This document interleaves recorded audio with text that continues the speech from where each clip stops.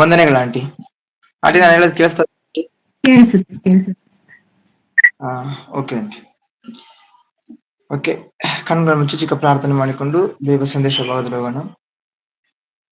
ಪ್ರೀತಿಯುಳ್ಳ ಪರಲೋಕದಲ್ಲಿರುವ ನಮ್ಮ ತಂದೆಯಾದ ದೇವರೇ, ನಿಮ್ಮ ಪರಿಶುದ್ಧವಾದ ಶ್ರೇಷ್ಠವಾದ ನಾಮಕ್ಕೆ ಸ್ತೋತ್ರಗಳು, ವಂದನೆಗಳು ತಂದೆ.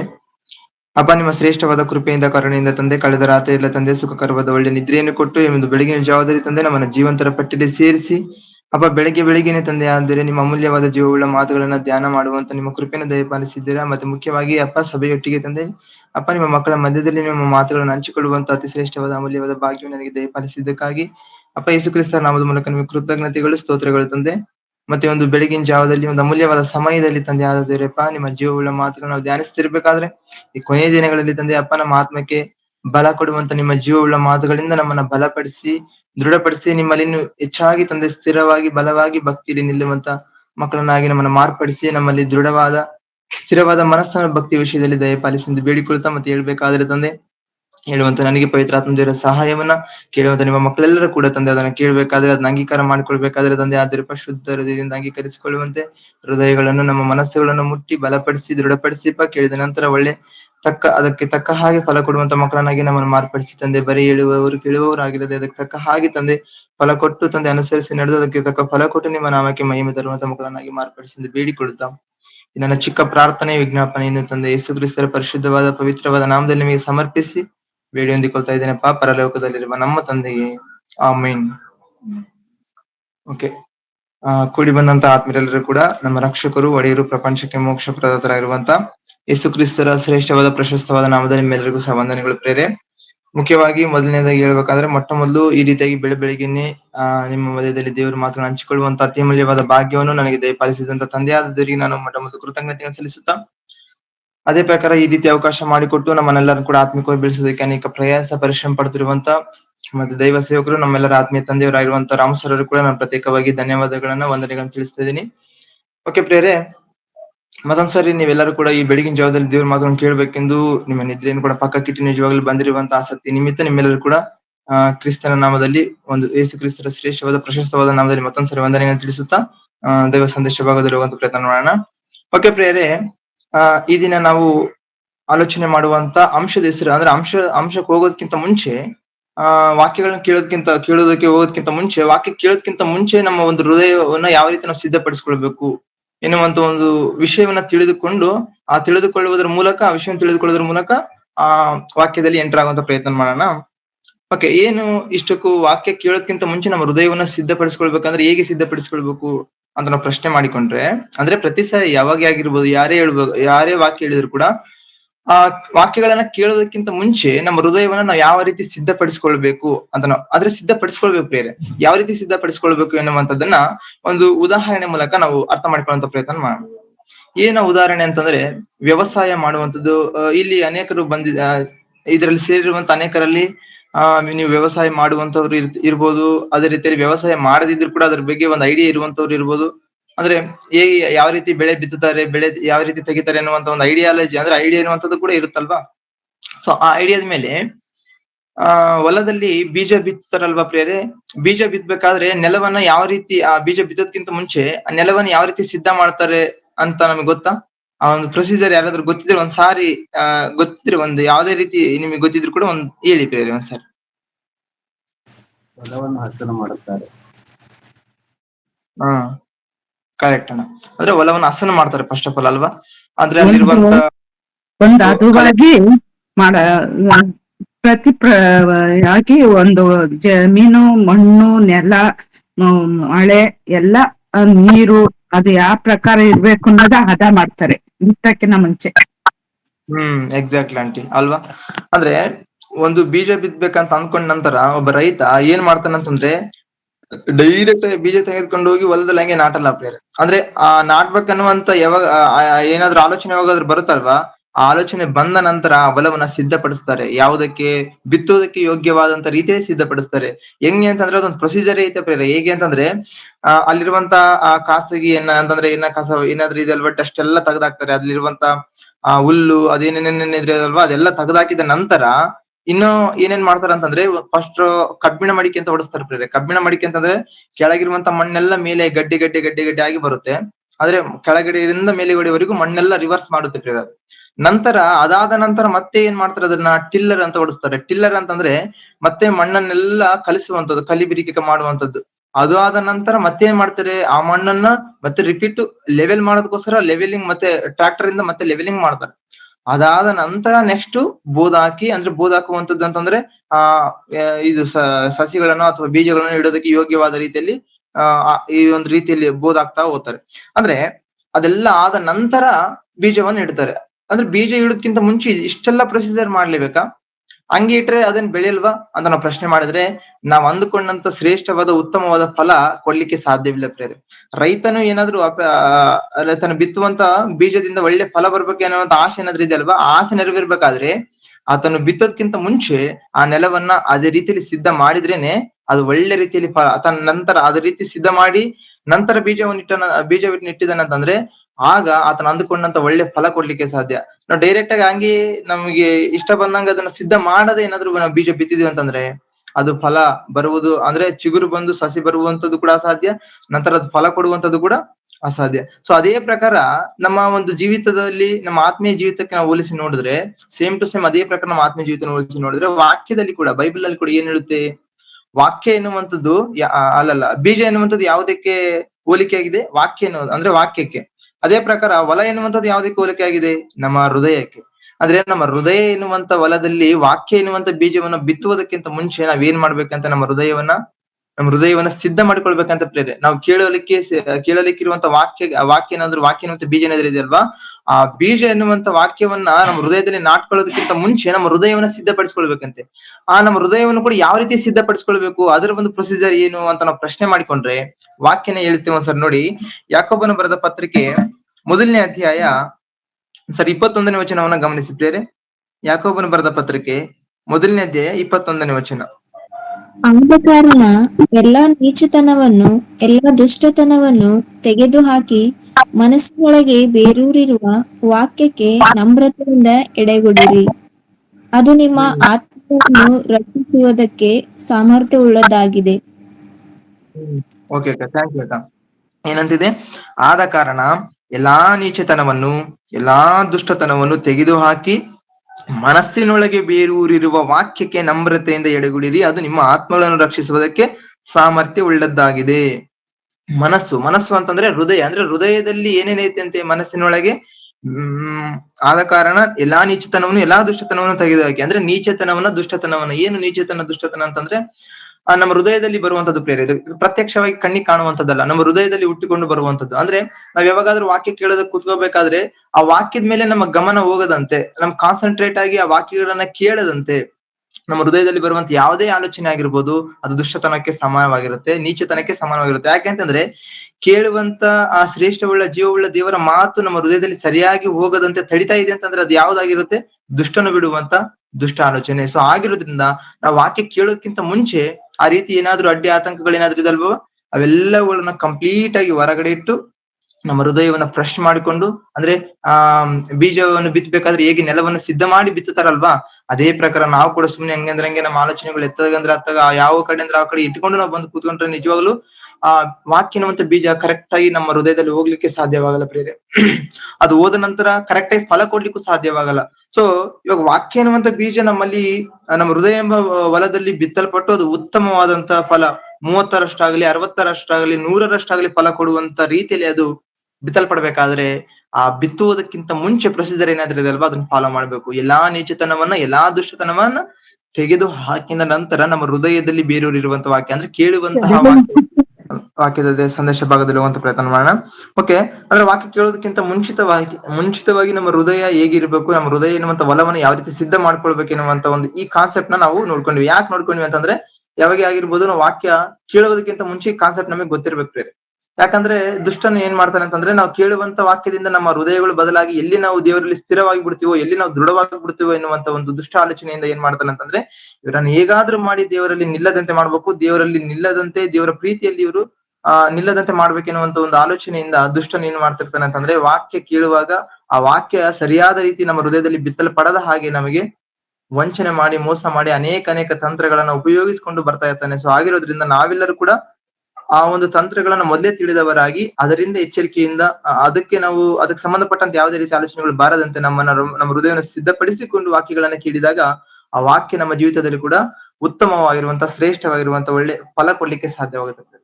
ಓಕೆ, ಹಾಗಾದ್ರೆ ಈ ದಿನದ ಒಂದು ಸಂದೇಶ ಭಾಗದಲ್ಲಿ ಹೋಗುವಂತ ಪ್ರಯತ್ನ ಮಾಡೋಣ. ಎಲ್ಲರೂ ಕೂಡ ಶ್ರದ್ಧೆಯಿಂದ ನಾವು ಆಲೋಚನೆ ಮಾಡೋದಾದ್ರೆ ಕೇಳೋದಾದ್ರೆ ಪ್ರೇರೆ, ಈ ದಿನ ನಾವು ಆಲೋಚನೆ ಮಾಡುವಂತ ಅಂಶದ ಹೆಸರು ಮೊಂಡತನ ಅಥವಾ ಬಂಡುತನ. ಅಂದ್ರೆ ಈ ದಿನ ನಾವು ಆಲೋಚನೆ ಮಾಡುವಂತ ಅಂಶದ ಹೆಸರು ಮತ್ತೊಂದ್ ಸಾರಿ ಹೇಳ್ತಿದ್ದೀನಿ, ಮೊಂಡತನ ಅಥವಾ ಬಂಡುತನ. ಪ್ರಿಯರೇ, ಮೊಂಡತನ ಅಂತಂದ್ರೆ ಏನು, ಬಂಡುತನ ಅಂತಂದ್ರೆ ಏನಂತ ನಾವು ಆಲೋಚನೆ ಮಾಡಿದ್ರೆ, ಮೊಂಡುತನ ಎನ್ನುವಂಥದ್ದು ಒಂದು ವಿಷಯದ ನಿಮಿತ್ತ ಒಬ್ಬ ಮನುಷ್ಯ ತನ್ನ ಹೃದಯವನ್ನ ಕಠಿಣಪಡಿಸಿಕೊಳ್ಳುವಂತದನ್ನ ಮೊಂಡತನ ಅಂತೀವಿ. ಬಂಡುತನ ಅಂತಂದ್ರೆ ಪ್ರಭುತ್ವಕ್ಕೆ ವಿರೋಧವಾಗಿ ನಡೆಸುವಂತ ಕಾರ್ಯವನ್ನ ಬಂಡುತನ ಅಂತೀವಿ. ಈ ಮೊಂಡತನ ಆಗಿರ್ಬೋದು, ಬಂಡತನ ಆಗಿರ್ಬೋದು, ಇವು ಯಾವುದಕ್ಕೆ ಸಂಬಂಧಪಟ್ಟಿದ್ದು ಅಂತಂದ್ರೆ ನಮ್ಮ ಪೂರ್ವ ಸ್ವಭಾವಕ್ಕೆ ಸಂಬಂಧಪಟ್ಟಂತ ಗುಣಗಳು ಪ್ರೇರೆ. ಒಂದ್ಸಾರಿ ಮೊಂಡತನ ಅಂತಂದ್ರೆ ಹೃದಯವನ್ನ ಕಠಿಣಪಡಿಸ್ಕೊಳ್ಳೋದಕ್ಕೆ ಉದಾಹರಣೆನ ಅನ್ನೋದಕ್ಕೆ ಒಂದು ಚಿಕ್ಕ ಒಂದು ರೆಫರೆನ್ಸ್ ಮೂಲಕ ನೋಡ್ಕೊಳ್ಳೋ ಪ್ರಯತ್ನ ಮಾಡೋಣ. ಹಳೆ ಒಡಂಬಡಿಕೆಯಲ್ಲಿ ಫರೋಹನ ಇದಾನಲ್ವಾ, ಆತನ ಎಷ್ಟೋ ಸಾರಿ ಮನಸ್ಸನ್ನ ಮೊಂಡು ಮಾಡಿಕೊಂಡ ಅಂತ ಇರುತ್ತೆ. ಅದ್ರಲ್ಲಿ ಒಂದು ರೆಫರೆನ್ಸ್ ಅನ್ನ ನೋಡ್ಕೊಳ್ಳೋ ಪ್ರಯತ್ನ ಮಾಡೋಣ. ವಿಮೋಚನಾ ಕಾಂಡ 8ನೇ ಅಧ್ಯಾಯ 32ನೇ ವಚನವನ್ನ ಗಮನಿಸಿದ್ದೇವೆ. ವಿಮೋಚನಾ ಕಾಂಡ 8ನೇ ಅಧ್ಯಾಯ 32ನೇ ವಚನ. ಆದರೂ ಫರೋಹನು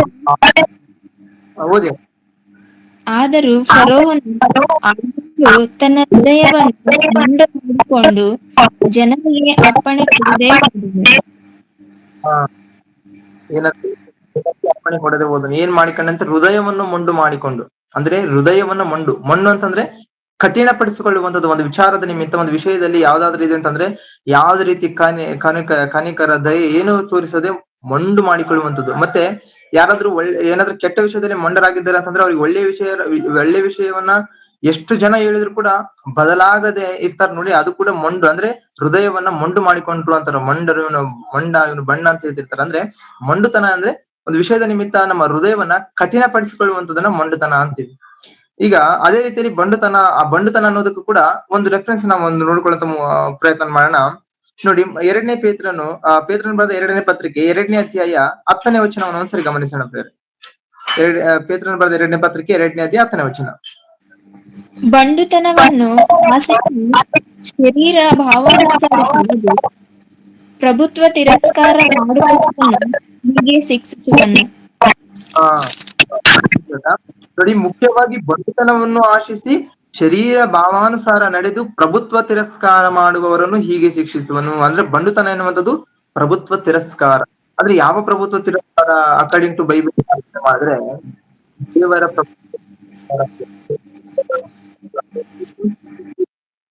ಬರೋದಕ್ಕಿಂತ ಮುಂಚೆ ನಮ್ಮಲ್ಲಿರುವಂತ ಸ್ವಭಾವ ಯಾವುದು ಹೇಳಿ? ಪೂರ್ವ ಸ್ವಭಾವ ಅಂತೀವಿ ನಾವು ಅದನ್ನ. ಪೂರ್ವ ಸ್ವಭಾವ ಅಂತಂದ್ರೆ ಏನು? ಅನೇಕವಾಗಿರುವಂತ ಮೋಸಕರವಾಗಿರುವಂತ ಕೆಟ್ಟ ದುರಾಸೆಗಳಿಂದ ಕೆಟ್ಟು ಹೋಗುವಂತದ್ದೇ ಆ ಪೂರ್ವ ಸ್ವಭಾವ. ಆ ಪೂರ್ವ ಸ್ವಭಾವದಲ್ಲಿ ಕಂಡು ಬರುವಂತ ಗುಣಗಳೇ ಯಾವ್ಯಾವ ಅಂದ್ರೆ ಈ ಮೊಂಡತನ ಆಗಿರ್ಬೋದು, ಬಂಡುತನ ಆಗಿರ್ಬೋದು, ಅದರಲ್ಲಿ ಕಂಡು ಬರುತ್ತೆ ಬೇರೆ. ಅವನ್ನ ಆಲೋಚನೆ ಮಾಡಿದ್ರೆ ಗಲಾತ್ಯರಿಗೆ ಬರೆದ ಪತ್ರಿಕೆ 5ನೇ ಅಧ್ಯಾಯ 19ನೇ ವಚನದಲ್ಲಿ ಈ ಶರೀರ ಭಾವದ ಕರ್ಮಗಳು ಪ್ರಸಿದ್ಧವಾಗಿವೆ ಅಂತ ಹೇಳ್ತಾರೆ ನೋಡಿ. ಅದರಲ್ಲಿ ಸುಮಾರು ಒಂದು 14 ಗುಣಗಳನ್ನ ಮೆನ್ಷನ್ ಮಾಡಿರ್ತಾರೆ. ಒಂದೊಂದಾಗಿ ಪಾಯಿಂಟ್ ಹೇಳ್ತಾ ಹೋಗಿರ್ತಾರೆ ಭಕ್ತರಾಗಿರುವಂತ ಪೌಲರವರು. ಆ ರೀತಿ ಹೇಳ್ತಾ ಹೋಗಿರುವಂತದ್ರಲ್ಲಿ ಮುಖ್ಯವಾಗಿ ಮೊಟ್ಟ ಮೊದಲನೇ ಗುಣ ಆದ ನಂತರ ಎರಡನೇ ಮುಖ್ಯವಾದ ಗುಣವಾಗಿ ನಾವ್ ಯಾವ್ದನ್ನ ನೋಡ್ತೀವಿ ಗೊತ್ತಾ? ಬಂಡುತನ ಅಂತ ನೋಡ್ತೀವಿ. ಮೊದಲನೇದು ಜಾರತ್ವ ಆದ್ರೆ ಎರಡನೇದಾಗಿ ಬಂಡುತನ ಅಂತ ನೋಡ್ತೀವಿ. ಅದೇ ಪ್ರಕಾರ ಬೈಬಲ್ ಗ್ರಂಥದಲ್ಲಿ ಸತ್ಯವೇದದಲ್ಲಿ ನಾವ್ ಇನ್ನೂ ಆಲೋಚನೆ ಮಾಡೋದಾದ್ರೆ ಕೆಲವು ಗುಣಗಳು ಬಹಳ ಡೇಂಜರಸ್ ಆಗಿದೆ, ಭಯಂಕರವಾಗಿರುವಂತ ಗುಣಗಳು ಕೆಲವಿದೆ. ಕೆಲವು 3 ಗುಣಗಳನ್ನ ಎತ್ತಿ ಮೆನ್ಷನ್ ಮಾಡಿ ಆ 3 ಗುಣಗಳ ಜಸ್ಟ್ ಅದರ ನೆರಳು ಕೂಡ ನಾವು ತಾಕಬಾರ್ದು ಅಂತ ವಾಕ್ಯ ಹೇಳುತ್ತೆ. ಅದರ ಅಂದ್ರೆ ಪೂರ್ವ ಸ್ವಭಾವ, ಯಾವಾಗಾದ್ರೂ ಪೂರ್ವ ಸ್ವಭಾವ ಎನ್ನುವಂಥದ್ದು ನಮ್ಮಲ್ಲಿ ಕ್ರಿಸ್ತನಲ್ಲೇ ಬರೋದ್ರ ಮೂಲಕ ನಮ್ಮಲ್ಲಿದ್ದಂತ ಪೂರ್ವ ಸ್ವಭಾವ ಸತ್ತೋದ ನಂತರ ದೇವರು ನಮಗೆ ನೂತನ ಸ್ವಭಾವವನ್ನ ಗಿಫ್ಟ್ ಆಗಿ ಕೊಡ್ತಾರೆ. ಸೊ ಅದನ್ನ ಕೊಡೋದಕ್ಕಿಂತ ಮುಂಚೆ ಈ ನಮ್ಮ ಪೂರ್ವ ಸ್ವಭಾವ ಏನಿದ್ರಿತ್ತಲ್ವಾ, ಈ ಪೂರ್ವ ಸ್ವಭಾವ ಎನ್ನುವಂಥದ್ದು ನಾವು ದೀಕ್ಷಾ ಸ್ಥಾನ ತೆಗೆದುಕೊಂಡು ನೂತನ ಸ್ವಭಾವ ಧರಿಸಿಕೊಂಡ ನಂತರ ಮತ್ತೆ ಯಾವತ್ತೂ ಕೂಡ ಕಾಣಬಾರದು ಎನ್ನುವಂಥದ್ದು ದೇವರ ಸಂಕಲ್ಪ, ದೇವರ ಒಂದು ಆಸೆ. ಯಾಕೆಂತಂದ್ರೆ ಇದು ಅದಕ್ಕೆ ದೇವರು ಏನ್ ಮಾಡ್ತಿದ್ರೆ ಅದನ್ನ ಸಂಪೂರ್ಣವಾಗಿ ಸಾಯಿಸ್ತಾ ಇದ್ದಾರೆ ದೀಕ್ಷಾ ಸ್ಥಾನದ ಮೂಲಕ. ಸೊ ಆದ್ರಿಂದ ಈ ಪೂರ್ವ ಸ್ವಭಾವಕ್ಕೆ ಸಂಬಂಧಪಟ್ಟಂತ ಗುಣಗಳು ನಂತರ ನಾವು ನೂತನ ಸ್ವಭಾವ ಧರಿಸಿಕೊಂಡ ನಂತರ ಎಷ್ಟು ಮಾತ್ರ ಕೂಡ ಕಾಣಿಸ್ಕೊಳ್ಬಾರದು ಅಂತ ಹೇಳುವಂತ ಪ್ರೊಸೀಜರ್ ಅಲ್ಲಿ ಇದರಲ್ಲಿ ಇನ್ನೂ ಒಂದು 3 ಗುಣಗಳನ್ನ ಎತ್ತಿ ಹಿಡಿದು ಇವುಗಳ ಜಸ್ಟ್ಗಳು ಸುದ್ದಿ ಆದ್ರೂ ಕೂಡ ನಿಮ್ಮಲ್ಲಿ ಇರಬಾರ್ದು. ಈ ಗುಣಗಳು ಅಲ್ಲ, ಈ ಗುಣಗಳು ಇರದೇ ಇರುವಂತದ್ದಲ್ಲ, ಜಸ್ಟ್ ಅದ್ರ ಒಂದು ನೆರಳು ಕೂಡ ನಿಮ್ಮ ಮೇಲೆ ತಾಕಬಾರದು, ಅವುಗಳ ಸುದ್ದಿ ಕೂಡ ನಿಮ್ಮ ಮೇಲೆ ಇರಬಾರ್ದು ಅಂತ ಹೇಳ್ತಾ ಹೇಳ್ತಾ ಇದ್ದಾರೆ ಪ್ರೇರೆ. ಒಂದ್ಸಾರಿ ನೋಡೋಣ ಆ ಮಾತನ್ನು ಕೂಡ. ನೋಡಿ, ಎಫೆಸದವರಿಗೆ ಬರೆದ ಪತ್ರಿಕೆ 5ನೇ ಅಧ್ಯಾಯದಲ್ಲಿ ಹೇಳ್ತಾರೆ, 3ನೇ ವಚನದಲ್ಲಿ. ಎಫೆಸದವರಿಗೆ ಬರೆದ ಪತ್ರಿಕೆ 5ನೇ ಅಧ್ಯಾಯ 3ನೇ ವಚನವನ್ನು ಒಂದ್ಸರಿ ಗಮನಿಸೋಣ. ಜಾರತ್ವ, ವಿಧವಾದ ಬಂಡುತನ, ದ್ರವ್ಯಾಶ ಇವುಗಳ ಸುದ್ದಿಯಾದರೂ ನಿಮ್ಮಲ್ಲಿ ಇರಬಾರದು. ಇವುಗಳಿಗೆ ದೂರ ಥ್ಯಾಂಕ್ ಯು ಅಕ್ಕ. ನೋಡಿ, ಓಕೆ. ಎಫೆಸದವರಿಗೆ ಬರೆದ ಪತ್ರಿಕೆ 5ನೇ ಅಧ್ಯಾಯ 3ನೇ ವಚನವನ್ನು ಒಂದ್ಸರಿ ಗಮನಿಸೋಣ ಪ್ರೇರೆ.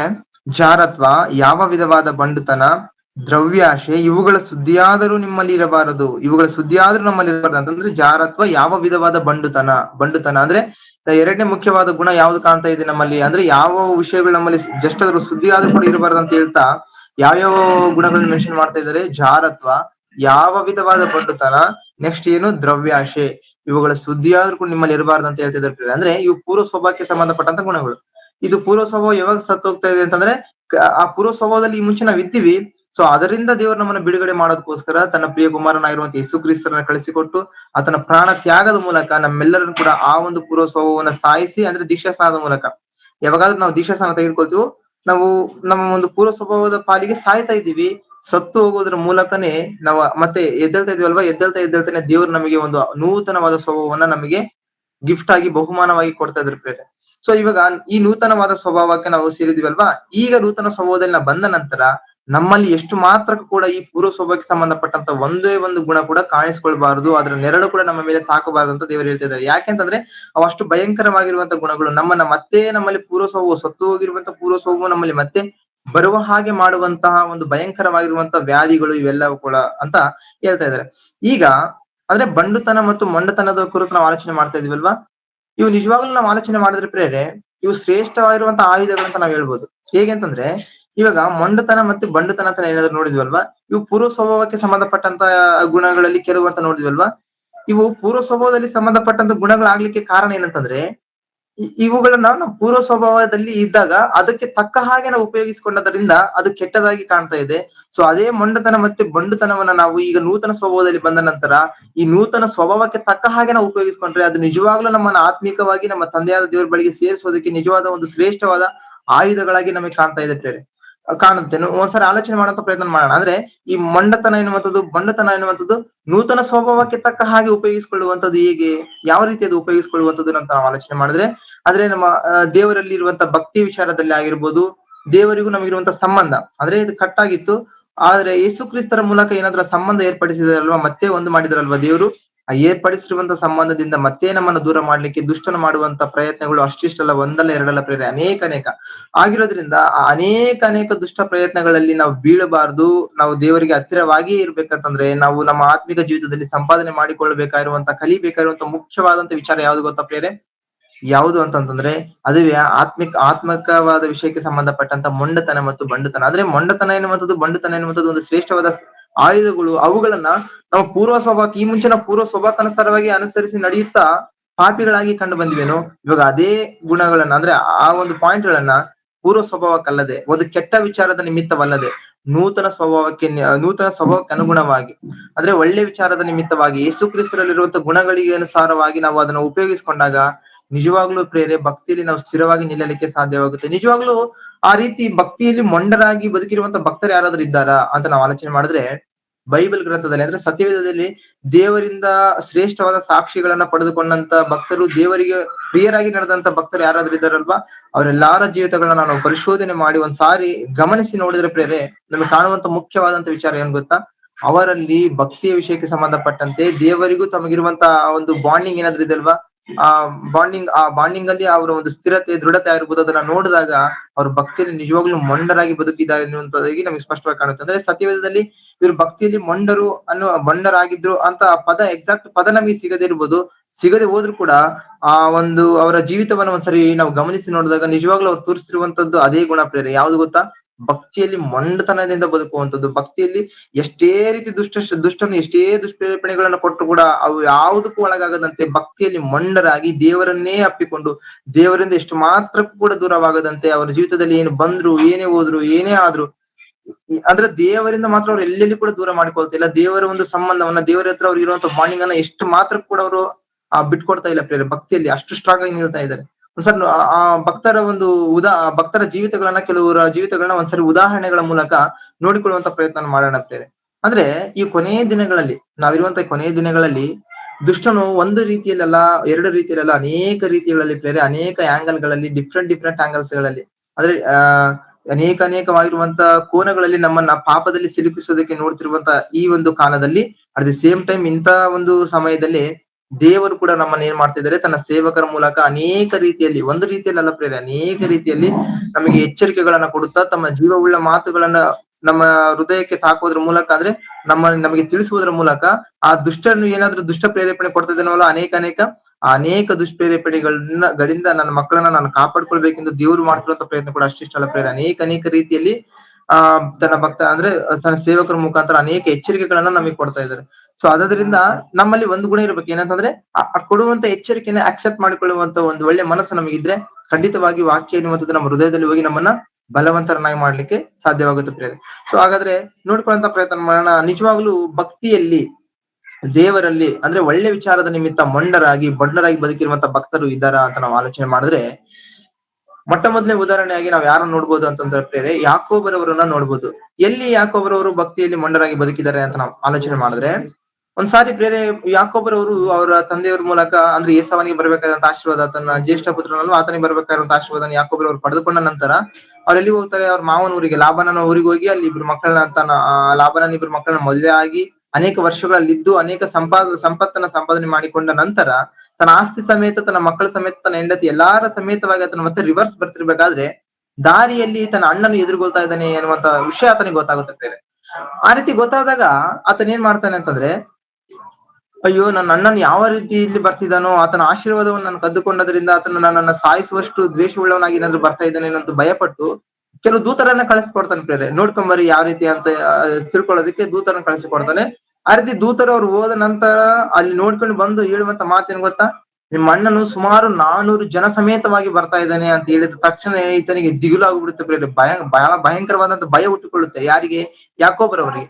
ಅವಾಗ ಯಾಕೋಬರವರು ಮಾಡುವಂತ ಕೆಲಸ ಒಂದೇ ಒಂದು, ಮನುಷ್ಯರ ಹತ್ರ ಯಾರ ಹತ್ರ ಕೂಡ ಏನು ಆಲೋಚನೆ ಮಾಡಿದೆ, ಡೈರೆಕ್ಟ್ ಆಗಿ ದೇವರ ಹತ್ರ ಪ್ರಾರ್ಥನೆಯಲ್ಲಿ ಕೂತ್ಕೊಳ್ತಾನೆ. ಆ ರೀತಿ ಪ್ರಾರ್ಥನೆಯಲ್ಲಿ ಇರ್ಬೇಕಾದ್ರೆ ಒಬ್ಬ ಪುರುಷನ ಬರ್ತಾನೆ ಅಂತ ನಾವು ನೋಡ್ತೀವಿ. ಆ ಪುರುಷನು ಬೇರೆ ಯಾರಲ್ಲ, ಆ ಪುರುಷನು ಯಾರು ಅಂತಂದ್ರೆ ದೂತನು. ಅಂದ್ರೆ ದೂತನು ಬರ್ತಾನೆ. ಬಂದ ನಂತರ ಹೋರಾಟ ಮಾಡುವಂತದ್ದು ನಡೆಯುತ್ತೆ. ಅವರಿಬ್ಬರ ಮಧ್ಯದಲ್ಲಿ ಹೋರಾಟ ನಡೆಯುತ್ತೆ. ಯಾರ್ಯಾರ ಮಧ್ಯದಲ್ಲಿ? ದೂತನಿಗೂ ಮತ್ತು ಯಾಕೋಬನ ವಿಷಯದಲ್ಲಿ ಇಬ್ಬರಲ್ಲಿ ಕೂಡ ಹೋರಾಟ ನಡೆಯುತ್ತೆ. ಆ ಹೋರಾಟದಲ್ಲಿ ಯಾಕೋಬರವರು ದೂತನನ್ನ ಎಷ್ಟು ಬಿಗಿಯಾಗಿ ಇಟ್ಕೊಳ್ತಾರ ಅಂತಂದ್ರೆ ಪ್ರೇರೆ, ನಿಜವಾಗ್ಲೂ ಆ ಸಂದರ್ಭವನ್ನು ಒಂದ್ಸರಿ ನೋಡೋಣ. ಆತನ ಎಷ್ಟು ಮೊಂಡನಾಗಿ ಅಂದ್ರೆ ಆತನ ಅಂದುಕೊಂಡಂತ ಆಶೀರ್ವಾದಗಳನ್ನ ದೇವರಿಂದ ಪಡ್ಕೊಳ್ಳುವವರೆಗೂ ಆತನ ಎಷ್ಟು ದೃಢವಾಗಿ ಮೊಂಡನಾಗಿ ನಿಂತ್ಕೊಂಡಿದ್ದಾನೆ ಒಂದ್ಸಲ ಆತನ ಜೀವಿತದಿಂದ ನೋಡುವಂತ ಪ್ರಯತ್ನ ಮಾಡೋಣ. ನೋಡಿ, ಆದಿಕಾಂಡ 32ನೇ ಅಧ್ಯಾಯ ಒಂದ್ಸರಿ 25ನೇ ವಚನವನ್ನು ಒಂದ್ಸರಿ ಗಮನಿಸೋಣ ಪ್ರೇರೆ. ಆದಿಕಾಂಡ 32ನೇ ಅಧ್ಯಾಯ 25ನೇ ವಚನವನ್ನು ಓದ್ಯಾಕ. ಆ ಪುರುಷನು ತಾನು ಗೆಲ್ಲದೆ ಇರುವುದನ್ನು ಕಂಡು ಯಾಕೋಬನ ತೊಡೆಯ ಕೀಲನ್ನು ಮುಟ್ಟಿದ್ದರಿಂದ ಯಾಕೋಬನು ಅವನ ಸಂಗಡ ಹೋರಾಡುತ್ತಿರುವಾಗಲೇ ಅವನ ತೊಡೆಯ ಕೀಲು ತಪ್ಪಿತು. ಆ ಪುರುಷನು, ನನ್ನನ್ನು ಬಿಡು, ಬೆಳಗಾಗುತ್ತದೆ ಅನ್ನಲು ಯಾಕೋಬನು, ನೀನು ನನ್ನನ್ನು ಆಶೀರ್ವದಿಸಿದ್ದ ಹೊರತು ನಿನ್ನನ್ನು ಬಿಡುವುದಿಲ್ಲ ಅಂದನು. ಆ ಪುರುಷನು ಥ್ಯಾಂಕ್ ಯು ಅಕ್ಕ. ನೋಡಿ ಪ್ರೇರೆ, ಏನಂತ ಮಾಡ್ತಿದ್ರೆ, ಹೋರಾಟ ಮಾಡ್ತಿರ್ಬೇಕಾದ್ರೆ ಆತನಿಗೆ ಸಾಕಾಗಿ, ಆ ದೂತನಿಗೆ ಸಾಕಾಗಿ ಆತನ ಏನ್ ಮಾಡ್ತಿದ್ದಾನೆ, ತಪ್ಸ್ಕೊಳಕ್ ಪ್ರಯತ್ನ ಮಾಡ್ತಿದ್ದಾನೆ. ಆದ್ರೆ ಈತನು ಬಿಗಿಯಾಗಿ ಹಿಡ್ಕೊಂಡದ್ರಿಂದ ತಪ್ಸ್ಕೊಳಕ್ ಆಗದೆ ಆತನ ಏನ್ ಮಾಡ್ತಿದ್ದಾನೆ, ಡೈರೆಕ್ಟ್ ಆಗಿ ತನ್ನ ತೊಡೆ ಕೀಲನ್ನ ಮುಟ್ಟಿ ಆ ಕೀಲು ತಪ್ಪುವಂತ ಮಾಡಿದಂತ. ಆದ್ರೂ ಕೂಡ, ಅಂದ್ರೆ ತೊಡೆಯಲ್ಲಿ ಕೀಲು ತಪ್ಪಿದ್ರು ಕೂಡ ಆ ರೀತಿ ಮಾಡಿದ್ರೆ ಬಿಡ್ತಾನೇನೋ ಅಂತ ಆ ದೂತನು ಪ್ರಯತ್ನ ಮಾಡಿದ್ರೆ ಆ ಪ್ರಯತ್ನವು ಕೂಡ ಸಕ್ಸಸ್ ಆಗದಂತೆ ಈತನ ಏನ್ ಮಾಡ್ತಿದ್ದಾನೆ, ಇನ್ನೂ ಬಿಗಿಯಾಗಿ ಹಿಡ್ಕೊಳ್ತಾ ಇದ್ದಾನೆ. ಅದಕ್ಕೆ ನಂತರ, ಅಂದ್ರೆ ಕೀಲು ತಪ್ಪಿದ ನಂತರ ಕೂಡ ದೂತನು ಆತನ ಹತ್ರ ರಿಕ್ವೆಸ್ಟ್ ಮಾಡಿಕೊಳ್ತಿದ್ದಾನೆ, ಬೆಳಗಾಗ್ತಾ ಇದೆಯಪ್ಪ, ನಾನು ಬಿಡು, ನಾನು ಹೋಗ್ತೀನಿ ಅಂತ ರಿಕ್ವೆಸ್ಟ್ ಮಾಡಿಕೊಳ್ಳುವಂತ ಪರಿಸ್ಥಿತಿ. ಅಂದ್ರೆ ಇದನ್ನ ಎಷ್ಟು ದೃಢವಾಗಿ ಇಟ್ಕೊಂಡಿದ್ದಾನೆ ಅಂತಂದ್ರೆ, ನೀನು ನನ್ನನ್ನು ಆಶೀರ್ವಾದಿಸಿದ ಹೊರತು ನಾನು ಏನ್ ಮಾಡಲ್ಲ ಅಂತ ಹೇಳ್ತಿದ್ದಾನೆ, ಬಿಡುವುದಿಲ್ಲ. ಅಂದ್ರೆ ನಮ್ಮ ಆತ್ಮಿಕ ಜೀವಿತದಲ್ಲಿ ಕೂಡ ಪ್ರೇರೆ, ದೇವರ ಹತ್ರ ನಾವ್ ಹೆಂಗೆ ಅಂದ್ರೆ ಆತ್ಮಿಕವಾದಂತ ವಿಚಾರದಲ್ಲಿ ಏನಾದ್ರು ನಾವು ಕೇಳ್ಕೊಂಡಿದ್ವಿ ಅಂತಂದ್ರೆ ನಾವು ಕೂಡ ಆ ವಿಷಯದಲ್ಲಿ ಮೊಂಡರಾಗಿ, ದೇವ್ರು ನಮಗೆ ಕೊಡುವವರೆಗೂ ನಾವು ದೇವ್ರು ಏನ್ ಹೇಳಿದ್ರೆ ಅದ್ರ ಪ್ರಕಾರ ಬದುಕುವಂತ ವಿಷಯದಲ್ಲಿ ಆಗಿರ್ಬೋದು, ನಾವು ಮೊಂಡರಾಗಿ ಜೀವಿಸ್ಬೇಕು. ನಾವು ಸುಮ್ನೆ ಒಂದ್ಸಾರಿ ಏನೋ ಸಾಮಾನ್ಯರಾಗಿ ಜೀವಿಸಿದ್ರೆ ಅಂತ ದೇವರಿಂದ ನಾವು ಪಡ್ಕೊಳ್ಳೋದಿಕ್ಕೆ ಸಾಧ್ಯವಾಗಲ್ಲ ಅನ್ನುವಂತ ಒಂದು ಸತ್ಯವನ್ನ ಯಾಕೋಬರವರು ತಮ್ಮ ಜೀವಿತದಲ್ಲಿ ತೋರಿಸುವಂತದನ್ನ ನಾವು ನೋಡ್ತಾ ಇದ್ದೀವಿ. ಈಗ ಯಾಕೋಬರವ್ರು ನೋಡಿದ್ವಲ್ವಾ, ಹಿಂಗೆ ನಾವು ಇನ್ನು ಸ್ವಲ್ಪ ಮುಂದಕ್ಕೆ ಹೋದ್ರೆ ಇನ್ನೊಬ್ಬ ಭಕ್ತ ನಮಗೆ ಕಾಣಿಸ್ಕೊಳ್ತಾನೆ ಪ್ರೇರೆ. ಅಂದ್ರೆ ಯಾಕೋಬರ ಮೂಲಕ 12 ಮಂದಿ ಮಕ್ಕಳು ಬರ್ತಾರಲ್ವಾ, 12 ಮಂದಿ ಮಕ್ಕಳಲ್ಲಿ 11ನೇ ಮಗನಾದಂತ ಯೋಸೇಫನವರ ಕುರಿತು ನಾವು ನೋಡ್ಕೊಳ್ತೀವಿ. ನಿಜವಾಗ್ಲೂ ಯೋಸೇಫರವ್ರ ಬಗ್ಗೆ ನಾವು ಆಲೋಚನೆ ಮಾಡಿದ್ರೆ, ಆ ಮನುಷ್ಯರು ಪ್ರೇರೆ ಸಾಮಾನ್ಯವಾಗಿ ಬೀಳುವಂತಹ ಪಾಪ ಯಾವ್ದಾದ್ರು ಇದೆ ಅಂತಂದ್ರೆ ಅದು ಸ್ತ್ರೀ ವಿಚಾರದಲ್ಲಿ. ನಿಜವಾಗ್ಲೂ ಅನೇಕ ವಿಷಯದಲ್ಲಿ ಮನುಷ್ಯರು ಕಂಟ್ರೋಲ್ ಮಾಡಿಕೊಳ್ತಾರೆ, ಬಟ್ ಸ್ತ್ರೀ ವಿಷಯದಲ್ಲಿ ಸುಲಭವಾಗಿ ಬೀಳುವಂತ ಪರಿಸ್ಥಿತಿನ ನಾವು ನೋಡ್ತೀವಿ. ಅನೇಕ ಚರಿತ್ರೆಯಲ್ಲಿ ಅನೇಕ ಭಕ್ತರು ಬಿದ್ದಿರುವಂತದ್ದು ಕೂಡ ಎಲ್ಲಿ ಅಂತಂದ್ರೆ ಜಾಸ್ತಿ ಆ ಸ್ತ್ರೀ ವಿಚಾರದಲ್ಲಿ ಪ್ರೇರೆ. ಅಂತಹ ಸ್ತ್ರೀ ವಿಚಾರದಲ್ಲಿ ಯೋಸೇಫರವರು ಎಷ್ಟು ದೃಢವಾಗಿ ಬಲವಾಗಿ ದೇವರ ಭಕ್ತಿಯಲ್ಲಿ ಎಷ್ಟು ಮೊಂಡರಾಗಿ ನಿಂತ್ಕೊಂಡಿದ್ದಾರೆ ಅಂತ ನಾವು ಆಲೋಚನೆ ಮಾಡಿದ್ರೆ ನೋಡಿ ಪ್ರೇರೆ, ಆ ಸ್ತ್ರೀ ಎಷ್ಟು ಸಾರಿ ಯಾವಾಗೋ ಒಂದ್ಸಾರಿ ಆತನಿಗೆ ತಪ್ಪು ಮಾಡೋದಕ್ಕೆ ಕರೆದಿಲ್ಲ, ಸಂಗಮಕ್ಕೆ ಬಾ ಅಂತ ಒಂದು ತಪ್ಪಿನ ವಿಚಾರದಲ್ಲಿ ಪಾಪ ಮಾಡ್ಲಿಕ್ಕೆ ಒಂದ್ ಸಾರಿನೋ ಅಥವಾ ಯಾವಾಗೋ ಒಂದ್ ಸಾರಿನೋ ಅಲ್ಲ ಪ್ರೇರೆ. ಆ ಒಂದು ವಿಷಯದಲ್ಲಿ ಏನಂತ ಬರೆಯಲ್ಪಟ್ಟಿರುತ್ತೆ ಗೊತ್ತಾ? ಪ್ರತಿ ದಿನವೂ ಅಂತ ಬರೆಯಲ್ಪಟ್ಟಿರುತ್ತೆ. ಒಂದ್ಸರಿ ಆ ಸಂದರ್ಭನ ನೋಡುವಂತ ಪ್ರಯತ್ನ ಮಾಡೋಣ. ನೋಡಿ, ಆದಿಕಾಂಡ 39ನೇ ಅಧ್ಯಾಯ ಒಂದ್ಸಾರಿ 10ನೇ ವಚನವನ್ನು ಗಮನಿಸೋಣ. ಆದಿಕಾಂಡ 39ನೇ ಅಧ್ಯಾಯ 10ನೇ ವಚನ ಓದ್ಯಾಕ. ಆಕೆ ಯೋಸೇಫನ ಸಂಗಡ ಪ್ರತಿದಿನವೂ ಈ ಮಾತನ್ನು ಆಡಿದಾಗ್ಯೂ ಅವನು ಅದಕ್ಕೆ ಕಿವಿ ಕೊಡದೆ ಆಕೆಯಲ್ಲಿ ಸಂಗಮ ಮಾಡುವುದಕ್ಕಾಗಿ ಆಗಲಿ ಆಕೆಯ ಬಳಿಯಲ್ಲಿರುವುದಕ್ಕಾಗಲಿ ಒಪ್ಪಿಕೊಳ್ಳಲೇ ಇಲ್ಲ. ಥ್ಯಾಂಕ್ ಯು ಅಣ್ಣ. ನೋಡಿ ಪ್ರೇರೆ, ಎಷ್ಟು ಅದ್ಭುತವಾದ ಮಾತು ಅಂತಂದ್ರೆ ಇಲ್ಲಿ 10ನೇ ವಚನದಲ್ಲಿ ಏನಂತ ಹೇಳ್ತಿದ್ರೆ, ಆಕೆ ಯೋಸೇಫನ ಸಂಗಡ ಪ್ರತಿ ದಿನವೂ ಇದನ್ನ ಯಾಕೆ ದೇವ್ರು ಬರ್ಸಿದಾರೆ ಅಂತಂದ್ರೆ ನಿಜವಾಗ್ಲೂ ಅದು ಶ್ರೇಷ್ಠವಾಗಿರುವಂತ ಭಕ್ತಿ ಪ್ರೇರ ಅಂತಂದ್ರೆ ಹೆಂಗೆ ಅಂತಂದ್ರೆ ಪ್ರತಿ ದಿನವೂ ನಿಜವಾಗ್ಲೂ ಒಬ್ಬ ಸ್ತ್ರೀ ಪ್ರತಿ ದಿನ ಒಂದ್ ಯಾವುದೇ ವಿಚಾರದ ನಿಮಿತ್ತ ಪದೇ ಕೇಳಿದಾರೆ ಅಂತಂದ್ರೆ ನಿಜವಾಗ್ಲೂ ಮೆಂಟಲಿ ಸ್ಟ್ರೆಸ್ ಒಳಗಾಗ್ತಾರೆ ಪ್ರೇರಿ, ಭಯಂಕರವಾದಂತ ರೋದನೆಗೆ ಒಳಗಾಗ್ತಾರೆ ಪ್ರೇರಿ ಪುರುಷರು. ಆ ರೀತಿ ಆಗ್ತಾರೆ ಅನ್ನೋದಕ್ಕೆ ಉದಾಹರಣೆನೇ ಸಂಸೋನನ ಜೀವಿತ. ಅದನ್ನ ವಿಷಯದಲ್ಲಿ ನೋಡಿ, ದೆಲೀಲಾ ಎಂಬ ಸ್ತ್ರೀ ನಿನ್ನ ಒಂದು ಶಕ್ತಿಯ ಒಂದು ರಹಸ್ಯವೇನು ಏಳು ಏಳು ಏಳು ಅಂತ ಒಂದ್ ಸಾರಿ ಅಲ್ಲ 2 ಸಾರಿ ಅಲ್ಲ ಪದೇ ಕೇಳಿದ್ರಿಂದ ಆತನಿಗೆ ಏನ್ ಅನ್ಸುತ್ತಂತೆ ವಾಕ್ಯದಲ್ಲಿ ನಾವು ನೋಡ್ತೀವಿ, ಬದುಕೋದ್ಕಿಂತ ಸಾಯೋದೇ ಮೇಲ್ ಅಂತ ಅನ್ಸುತ್ತೆ ಅಂತ ನಾವು ನೋಡ್ತೀವಿ ಪ್ರೇರೆ. ಅಂದ್ರೆ ಯಾರು ಸಂಸೋನನು ನಾವು ಬದುಕಿರೋದ್ಕಿಂತ ಸತ್ತೋದ್ರೇನ ಮೇಲೇನೋ ಈ ಸ್ತ್ರೀ ಕೊಡಂತ ಕಾಟಕ್ಕೆ ಅಂತಂದ್ರ ಅಂದ್ರೆ ಅಷ್ಟು ಮೆಂಟಲಿ ಟಾರ್ಚರ್ ಆಗಿ ಅದನ್ನ ನೋಡ್ತಾರೆ ಪ್ರೇರೆ. ಯಾರೇ ಆಗಿರ್ಬೋದು ಪುರುಷರು. ಅಂದ್ರೆ ಒಂದು ಸ್ತ್ರೀ ಪದೇ ವಿಚಾರನ ನಿಮಿತ್ತ ಹೇಳಿದ್ರೆ ಅಂದ್ರೆ ಅಷ್ಟು ಟಾರ್ಚರ್ ಆಗುತ್ತೆ ಅವ್ರ ಜೀವಿತದಲ್ಲಿ. ಆದ್ರೆ ಇಲ್ಲಿ ನೋಡಿ, ಯೋಸೇಫರವರ ಜೀವಿತದಲ್ಲಿ ನಾವು ನೋಡ್ತಿರ್ಬೇಕಾದ್ರೆ ಅದೇ ಒಬ್ಬ ಸ್ತ್ರೀನೇ ಬಂದು ಪ್ರತಿ ದಿನ ಕೂಡ 1 ದಾರಿ ಅಲ್ಲ 2 ಸಾರಿ ಅಲ್ಲ, ಪ್ರತಿ ಸಾರಿ ತನ್ನ ಜೊತೆ ಕರಿತಿದ್ರೆ ತಪ್ಪು ಮಾಡ್ಲಿಕ್ಕೆ ಪಾಪ ಮಾಡ್ಲಿಕ್ಕೆ ಎಷ್ಟು ಪ್ರೇರೇಪಣೆಗಳನ್ನ ಕರಿತಿದ್ರು ಕೂಡ ಆತನ ಯಾವತ್ತಿಗೂ ಕೂಡ ಒಪ್ಕೊಳ್ಳಿಲ್ಲ ಅಂತೆ, ಒಂದು ಸಾರಿ ಕೂಡ ಒಪ್ಕೊಳ್ಳಿಲ್ಲ ಅಂತಂದ್ರೆ. ಅಂದ್ರೆ ಕಾರಣ ಏನು ಅಂತಂದ್ರೆ ಒಂದು ಭಕ್ತಿಯಲ್ಲಿ ದೇವರಿಗೂ ಆತನಿಗಿರುವಂತಹ ಒಂದು ರಿಲೇಶನ್ಶಿಪ್ ಬಾಂಡಿಂಗ್ ಅಲ್ಲಿ ಆತನ ಹೆಂಗಿದ್ದಾನೆ ಅಂತಂದ್ರೆ ಮೊಂಡನಾಗಿದ್ದಾನೆ ಪ್ರೇರೆ. ಅಂದ್ರೆ ಆ ಸ್ತ್ರೀಯನ್ನ ನಾವು ಪಕ್ಕಕ್ಕಿಟ್ಟು ಆ ಸ್ತ್ರೀಗೆ ಬಂದಂತ ಆಲೋಚನೆ ಹಿಂದೆ ನಾವು ಹೋಗೋದಾದ್ರೆ ಆ ಒಂದು ಅಪವಾದ ಏನಾದ್ರೂ ಇದ್ದಾನಲ್ವಾ, ದುಷ್ಟಶಕ್ತಿ ಏನಾದ್ರೂ ಇದೆ ಅಲ್ವಾ, ಪ್ರತಿ ದಿನ ಕೂಡ ಆತನನ್ನ ಶೋಧನೆ ಮಾಡಿದ್ದಾನೆ ಪ್ರೇರೆ. ಅಂದ್ರೆ ಪ್ರತಿ ದಿನ ಕೂಡ ಶೋಧಿಸಿ ಹೆಂಗಾದ್ರೂ ಮಾಡಿ ಬೀಳಿಸ್ಬೇಕು ಅಂತ ಅನೇಕ ಪ್ರಯತ್ನಗಳನ್ನ ಮಾಡಿದ್ದಾನೆ. ಆದ್ರೆ ಆತನಿಂದ ಆಗದೆ ಹೋಗಿದೆ. ಕಾರಣ ಅಂದ್ರೆ ದುಷ್ಟನು ಎಷ್ಟೇ ಪ್ರಯತ್ನ ಮಾಡಿದ್ರು ಕೂಡ ತನ್ನಿಂದ ಆಗದಂತೆ ಯಾವಾಗ ಆಗುತ್ತೆ ಅಂತಂದ್ರೆ ನಾವು ಭಕ್ತಿಯಲ್ಲಿ ನಂಬಿಕೆಯಲ್ಲಿ ಅಂದ್ರೆ ನಾವು ಮೊಂಡರಾದಾಗ ಪ್ರೇರೆ. ಭಕ್ತಿ ವಿಷಯದಲ್ಲಿ ನಾವು ಮೊಂಡರಾದಾಗ ನಿಜವಾಗ್ಲೂ ನಾವು ಸೈತಾನನ್ನು ಗೆಲ್ಲುವಂತ ಶಕ್ತಿ ನಮಗೆ ಬರುತ್ತೆ ಅನ್ನೋದಕ್ಕೆ ಯೋಸೇಫರ ಜೀವಿತ ನಮಗೆ ಉದಾಹರಣೆ ಕಾಣ್ತಾ ಇದೆ. ನೋಡಿ, ಯೋಸೇಫರವರು ಯಾವ ರೀತಿ ಬದುಕಿರ ಅಂತಂದ್ರೆ ಪ್ರತಿ ದಿನವೂ ಕೂಡ ಯೋಸೇಫನ ಸಂಗಡ ಆ ಸ್ತ್ರೀ ಆ ಮಾತನ್ನ ಹೇಳಿದ್ರು ಕೂಡ ಆತನ ಎಷ್ಟು ಮಾತ್ರಕ್ಕೂ ಆ ಒಂದು ಮಾತಿಗೆ ಕಿವಿಗೊಡದೇ ಇದ್ದಾನಂತೆ. ಅಂದ್ರೆ ಈ ದಿನಮಾನಗಳಲ್ಲಿ ಕೂಡ ನಮ್ಮ ಜೀವಿತದಲ್ಲಿ ಅನೇಕ ದುಷ್ಪ್ರೇರೇಪಣೆಗಳು ಬರ್ತಾ ಇರುತ್ತೆ. ಯಾವಾಗೋ ಒಂದ್ ಟೈಮ್ ಬರಲ್ಲ ಅದು, ಯಾವಾಗೋ ಒಂದ್ ಟೈಮ್ ದುಷ್ಟನು ಕೊಡಲ್ಲ. ಪ್ರತಿ ಸಾರಿ ಪ್ರತಿ ದಿನ ಪ್ರತಿ ಕ್ಷಣ ಕೂಡ ನಮ್ಮ ಹೃದಯದಲ್ಲಿ ಅನೇಕ ದುಷ್ಟ ಆಲೋಚನೆಗಳಾಗಿರ್ಬೋದು ನಮ್ಮ ಹೃದಯದಲ್ಲಿ, ಮತ್ತೆ ನಮ್ಮ ದೇಹಕ್ಕೆ ಸಂಬಂಧಪಟ್ಟಂತ ಶರೀರ ಆಶೆಗಳೇನಾದ್ರೂ ಇದಾವಲ್ಲ, ಶರೀರ ಭೋಗ ಇಚ್ಛೆಗಳು ಇವುಗಳು ಕೂಡ ಹುಟ್ಟಿಕೊಳ್ಳುವಂತದ್ದು ನಡೆಯುತ್ತೆ. ಅದೇ ಪ್ರಕಾರ ಅನ್ಯರ ಮೂಲಕ ಆಗಿರ್ಬೋದು, ಕುಟುಂಬದವರ ಮೂಲಕ ಆಗಿರ್ಬೋದು, ಅನೇಕ ರೀತಿಯಲ್ಲಿ ನಮ್ಮನ್ನ ಪಾಪದಲ್ಲಿ ಸಿಕ್ಕಿಸ್ಬೇಕೆಂದು ಅನೇಕ ಸಾರಿ ದುಷ್ಟನು ಆಲೋಚನೆ ಮಾಡ್ತಾ ನಮ್ಮನ್ನ ಪ್ರತಿ ನಿತ್ಯ ಕೂಡ ನಮ್ಮ ಹತ್ರ ಹೋರಾಡ್ತಾ ಇರ್ತಾನೆ ಪ್ರೇರೆ. ಆದ್ರೆ ನಮ್ಮನ್ನ ಪಾಪಕ್ಕೆ ಸಿಕ್ಕಿಸ್ಬೇಕೆಂದು ಅನೇಕ ಪ್ರಯತ್ನಗಳು ಮಾಡ್ತಾ ಇರ್ತಾನೆ ಪ್ರೇರೆ. ನಿಜವಾಗ್ಲೂ ಆ ಎಲ್ಲಾ ಪ್ರಯತ್ನಗಳು ನಾವು ಬೀಳದಂತೆ ಇರ್ಬೇಕಾದ್ರೆ ನಾವು ಕೂಡ ಹೇಗಿರ್ಬೇಕು ಗೊತ್ತಾ, ಯೋಸೇಫರವರ ಹಾಗೆ ಭಕ್ತಿಯಲ್ಲಿ ನಿಜವಾಗ್ಲೂ ಮಂಡರಾಗ್ಬೇಕಂತ ಪ್ರೇರೆ, ಬಂಡರಾಗ್ಬೇಕಂತೆ. ಹೇಗಾಗ್ಬೇಕಂತಂದ್ರೆ ಮೊಂಡರು. ಯಾವ ರೀತಿ ಯೋಸೇಫರವ್ರು ನೋಡಿ ಪ್ರತಿ ದಿನ ಕೂಡ ಆ ಸ್ತ್ರೀ ಅದೇ ಮಾತನಾಡಿದ್ರು ಕೂಡ ಎಷ್ಟು ಮಾತ್ರಕ್ಕೂ ಕೂಡ ಒಪ್ಪಿಕೊಳ್ತಾ ಇಲ್ಲ ಪ್ರೇರೆ ಯೋಸೇಫರವರ ಜೀವಿತದಲ್ಲಿ. ಅದೇ ಪ್ರಕಾರ ನಮ್ಮ ಜೀವಿತದಲ್ಲಿ ಕೂಡ ಆತ್ಮಿಕವಾದಂತ ವಿಷಯದಲ್ಲಿ ಅನೇಕ ಸಾರಿ ಅನೇಕ ದುಷ್ಟ ಆಲೋಚನೆಗಳು ಬರ್ತಾ ಇರುತ್ತೆ. ಮತ್ತೆ ಯಾವಾಗೋ ಒಂದ್ಸರಿ ಬರುತ್ತೆ ಅಂತಲ್ಲ, ಪ್ರತಿ ದಿನ ಕೂಡ ಬರುತ್ತೆ. ಆದ್ರೆ ಬರುವಂತ ಆಲೋಚನೆಗೆ ನಾವು ಬೀಳಬಾರದು ಅಂತಂದ್ರೆ ನಾವು ಒಂದನ್ನ ಕಲಿಬೇಕು. ಯಾವ್ದಂತಂದ್ರೆ ಭಕ್ತಿಯಲ್ಲಿ ದೇವರ ಸಹವಾಸದಲ್ಲಿ ಇರುವಂತದನ್ನ ಮೊಂಡರಾಗಿ ಬದುಕುವಂತದನ್ನ ಕಲಿಬೇಕಂತ. ಅದಕ್ಕೆ ಇನ್ನು ನಾವು ಇದೇ ರೀತಿ ಆಲೋಚನೆ ಮಾಡ್ತಾ ಹೋದ್ರೆ ಅನೇಕ ಭಕ್ತರಲ್ಲಿ ಕಾಣಿಸ್ಕೊಳ್ತಾರೆ. ದಾನಿಯೇಲರವರ ಜೀವಿತದಲ್ಲಿ ಕೂಡ ನಾವು ನೋಡೋದಾದ್ರೆ ದಾನಿಯೇಲರವರನ್ನ ಪ್ರೇರೆ 15ನೇ ವಯಸ್ಸಿನಲ್ಲಿನೇ ಸರಿಯಾಗಿ ತೆಗೆದುಕೊಂಡು ಹೋಗುವಂತದನ್ನ ನಾವು ನೋಡ್ತೀವಿ ನೆಬೂಕದ್ನೆಚ್ಚರನು. ಅಂತ ಸಮಯದಲ್ಲಿ ದೇವರಿಂದ ಆ ವಯಸ್ಸಿನಲ್ಲಿಯೇ ದೂರ ಮಾಡಿದ ನಂತರ ಆ ಆ ಕುಟುಂಬದಿಂದ ಅವರ ಒಂದು ದೇಶದಿಂದ ದೂರ ಮಾಡಿದ ನಂತರ ಅವರಿಗೆ ಮತ್ತೆ ಕೆಲವು ರಿಸ್ಟ್ರಿಕ್ಷನ್ಸ್ ಹಾಕ್ತಾರೆ ಪ್ರೇರೆ. ಇಂಥ ಆಹಾರನೇ ತಿನ್ನಬೇಕು, ರಾಜನ ತಿನ್ನುವಂತ ಆಹಾರನೇ ತಿನ್ನಬೇಕು, ರಾಜನ ಕುಡಿಯುವಂತ ಪಾನವನ್ನೇ ಕುಡಿಬೇಕು ಅಂತ ರಿಸ್ಟ್ರಿಕ್ಷನ್ಸ್ ಅವೆಲ್ಲ ಖಂಡಿತವಾಗಿ ರೂಲ್ಸ್ ಅಂಡ್ ರೆಗ್ಯುಲೇಷನ್ಸ್ ಇಟ್ಟ ನಂತರ ಅವರು ನಿಜವಾಗ್ಲೂ ಅದಕ್ಕೆ ಎಷ್ಟು ಮಾತ್ರ ಕೂಡ ಫಾಲೋ ಆಗಿಲ್ಲ ಪ್ರೇರೆ. ಏನಂತ ಹೇಳ್ತಾರೆ, ಇಷ್ಟು ಮಾತ್ರಕ್ಕೂ ಕೂಡ ನಾನು ರಾಜನ ತಿನ್ನುವಂತ ಭೋಜನ ಪದಾರ್ಥವಾಗಲಿ, ರಾಜನ ಮಾಡುವಂತ ಪಾನವಾಗಲಿ ನಾವು ಕುಡಿದು ನಮ್ಮನ್ನ ನಮ್ಮ ಅಪವಿತ್ರ ಪಡಿಸಿಕೊಳ್ಳಲಾರೆವು ಅಂತ ದೃಢವಾದ ಮನಸ್ಸು ಮಾಡಿಕೊಳ್ಳುವಂತದನ್ನ ನಾವು ನೋಡ್ತೀವಿ. ಯಾರನ್ನ? ದಾನಿಯೇಲರಾಗಿರ್ಬೋದು, ಅವ್ರ ಜೊತೆ ಇರುವಂತ ಶದ್ರಕ್, ಮೇಷಕ್, ಅಬೇದ್ನೆಗೋರು ಭಕ್ತರಾಗಿರ್ಬೋದು. ಆದ್ರೆ ಒಂದು ವಿಷಯ ಅವ್ರ ವಿಷಯದಲ್ಲಿ ಕೂಡ ನಾವು ಆಲೋಚನೆ ಮಾಡಿ ನೋಡಿದ್ರೆ ಅವರು ಕೂಡ ಭಕ್ತಿಯಲ್ಲಿ ಎಷ್ಟು ಸ್ಥಿರವಾಗಿ ಎಷ್ಟು ಮಂಡರಾಗಿದ್ದಾರೆ ಅಂತಂದ್ರೆ, ಎಂಥ ಭಯಂಕರವಾಗಿರುವಂತ ರಾಜನು ಬಂದು ಎಷ್ಟು ಆಜ್ಞೆಗಳು ಹಾಕಿದ್ರು ಕೂಡ ದೇವರ ಆಜ್ಞೆಯನ್ನು ಮೀರಿ ಎಷ್ಟು ಮಾತ್ರಕ್ಕೂ ನಾವು ಹೆಜ್ಜೆ ಹಾಕಲ್ಲ ನಾವು ದೇವರಲ್ಲಿ ಅಷ್ಟು ಸ್ಥಿರವಾಗಿ ನಿಲ್ತೀವಿ ಅನ್ನೋದಕ್ಕೆ ಅಂದ್ರೆ ಅವರ ಜೀವಿತಗಳಲ್ಲಿ ಅವರು ಭಕ್ತಿಯ ವಿಷಯದಲ್ಲಿ ಅಷ್ಟು ಮೊಂಡತನವನ್ನ ಸಂಪಾದನೆ ಮಾಡಿಕೊಂಡದ್ದನ್ನ ನಾವು ನೋಡ್ತೀವಿ. ಅದೇ ಪ್ರಕಾರ ಶದ್ರಕ್, ಮೇಷಕ್, ಅಬೇದ್ನೆಗೋರವರನ್ನು ಕೂಡ ನೀವು ಮೂರ್ತಿಗೆ ಪೂಜೆ ಮಾಡದೆ ಹೋದ್ರೆ, ಮೂರ್ತಿಗೆ ಅಡ್ಡ ಬೀಳದೆ ಹೋದ್ರೆ ನಿಮ್ಮನ್ನ ಏನ್ ಮಾಡ್ತೀವಿ, ಬೆಂಕಿಯಲ್ಲಿ ಹಾಕ್ತೀವಿ ಅಂತ ಹೇಳ್ತಾರೆ.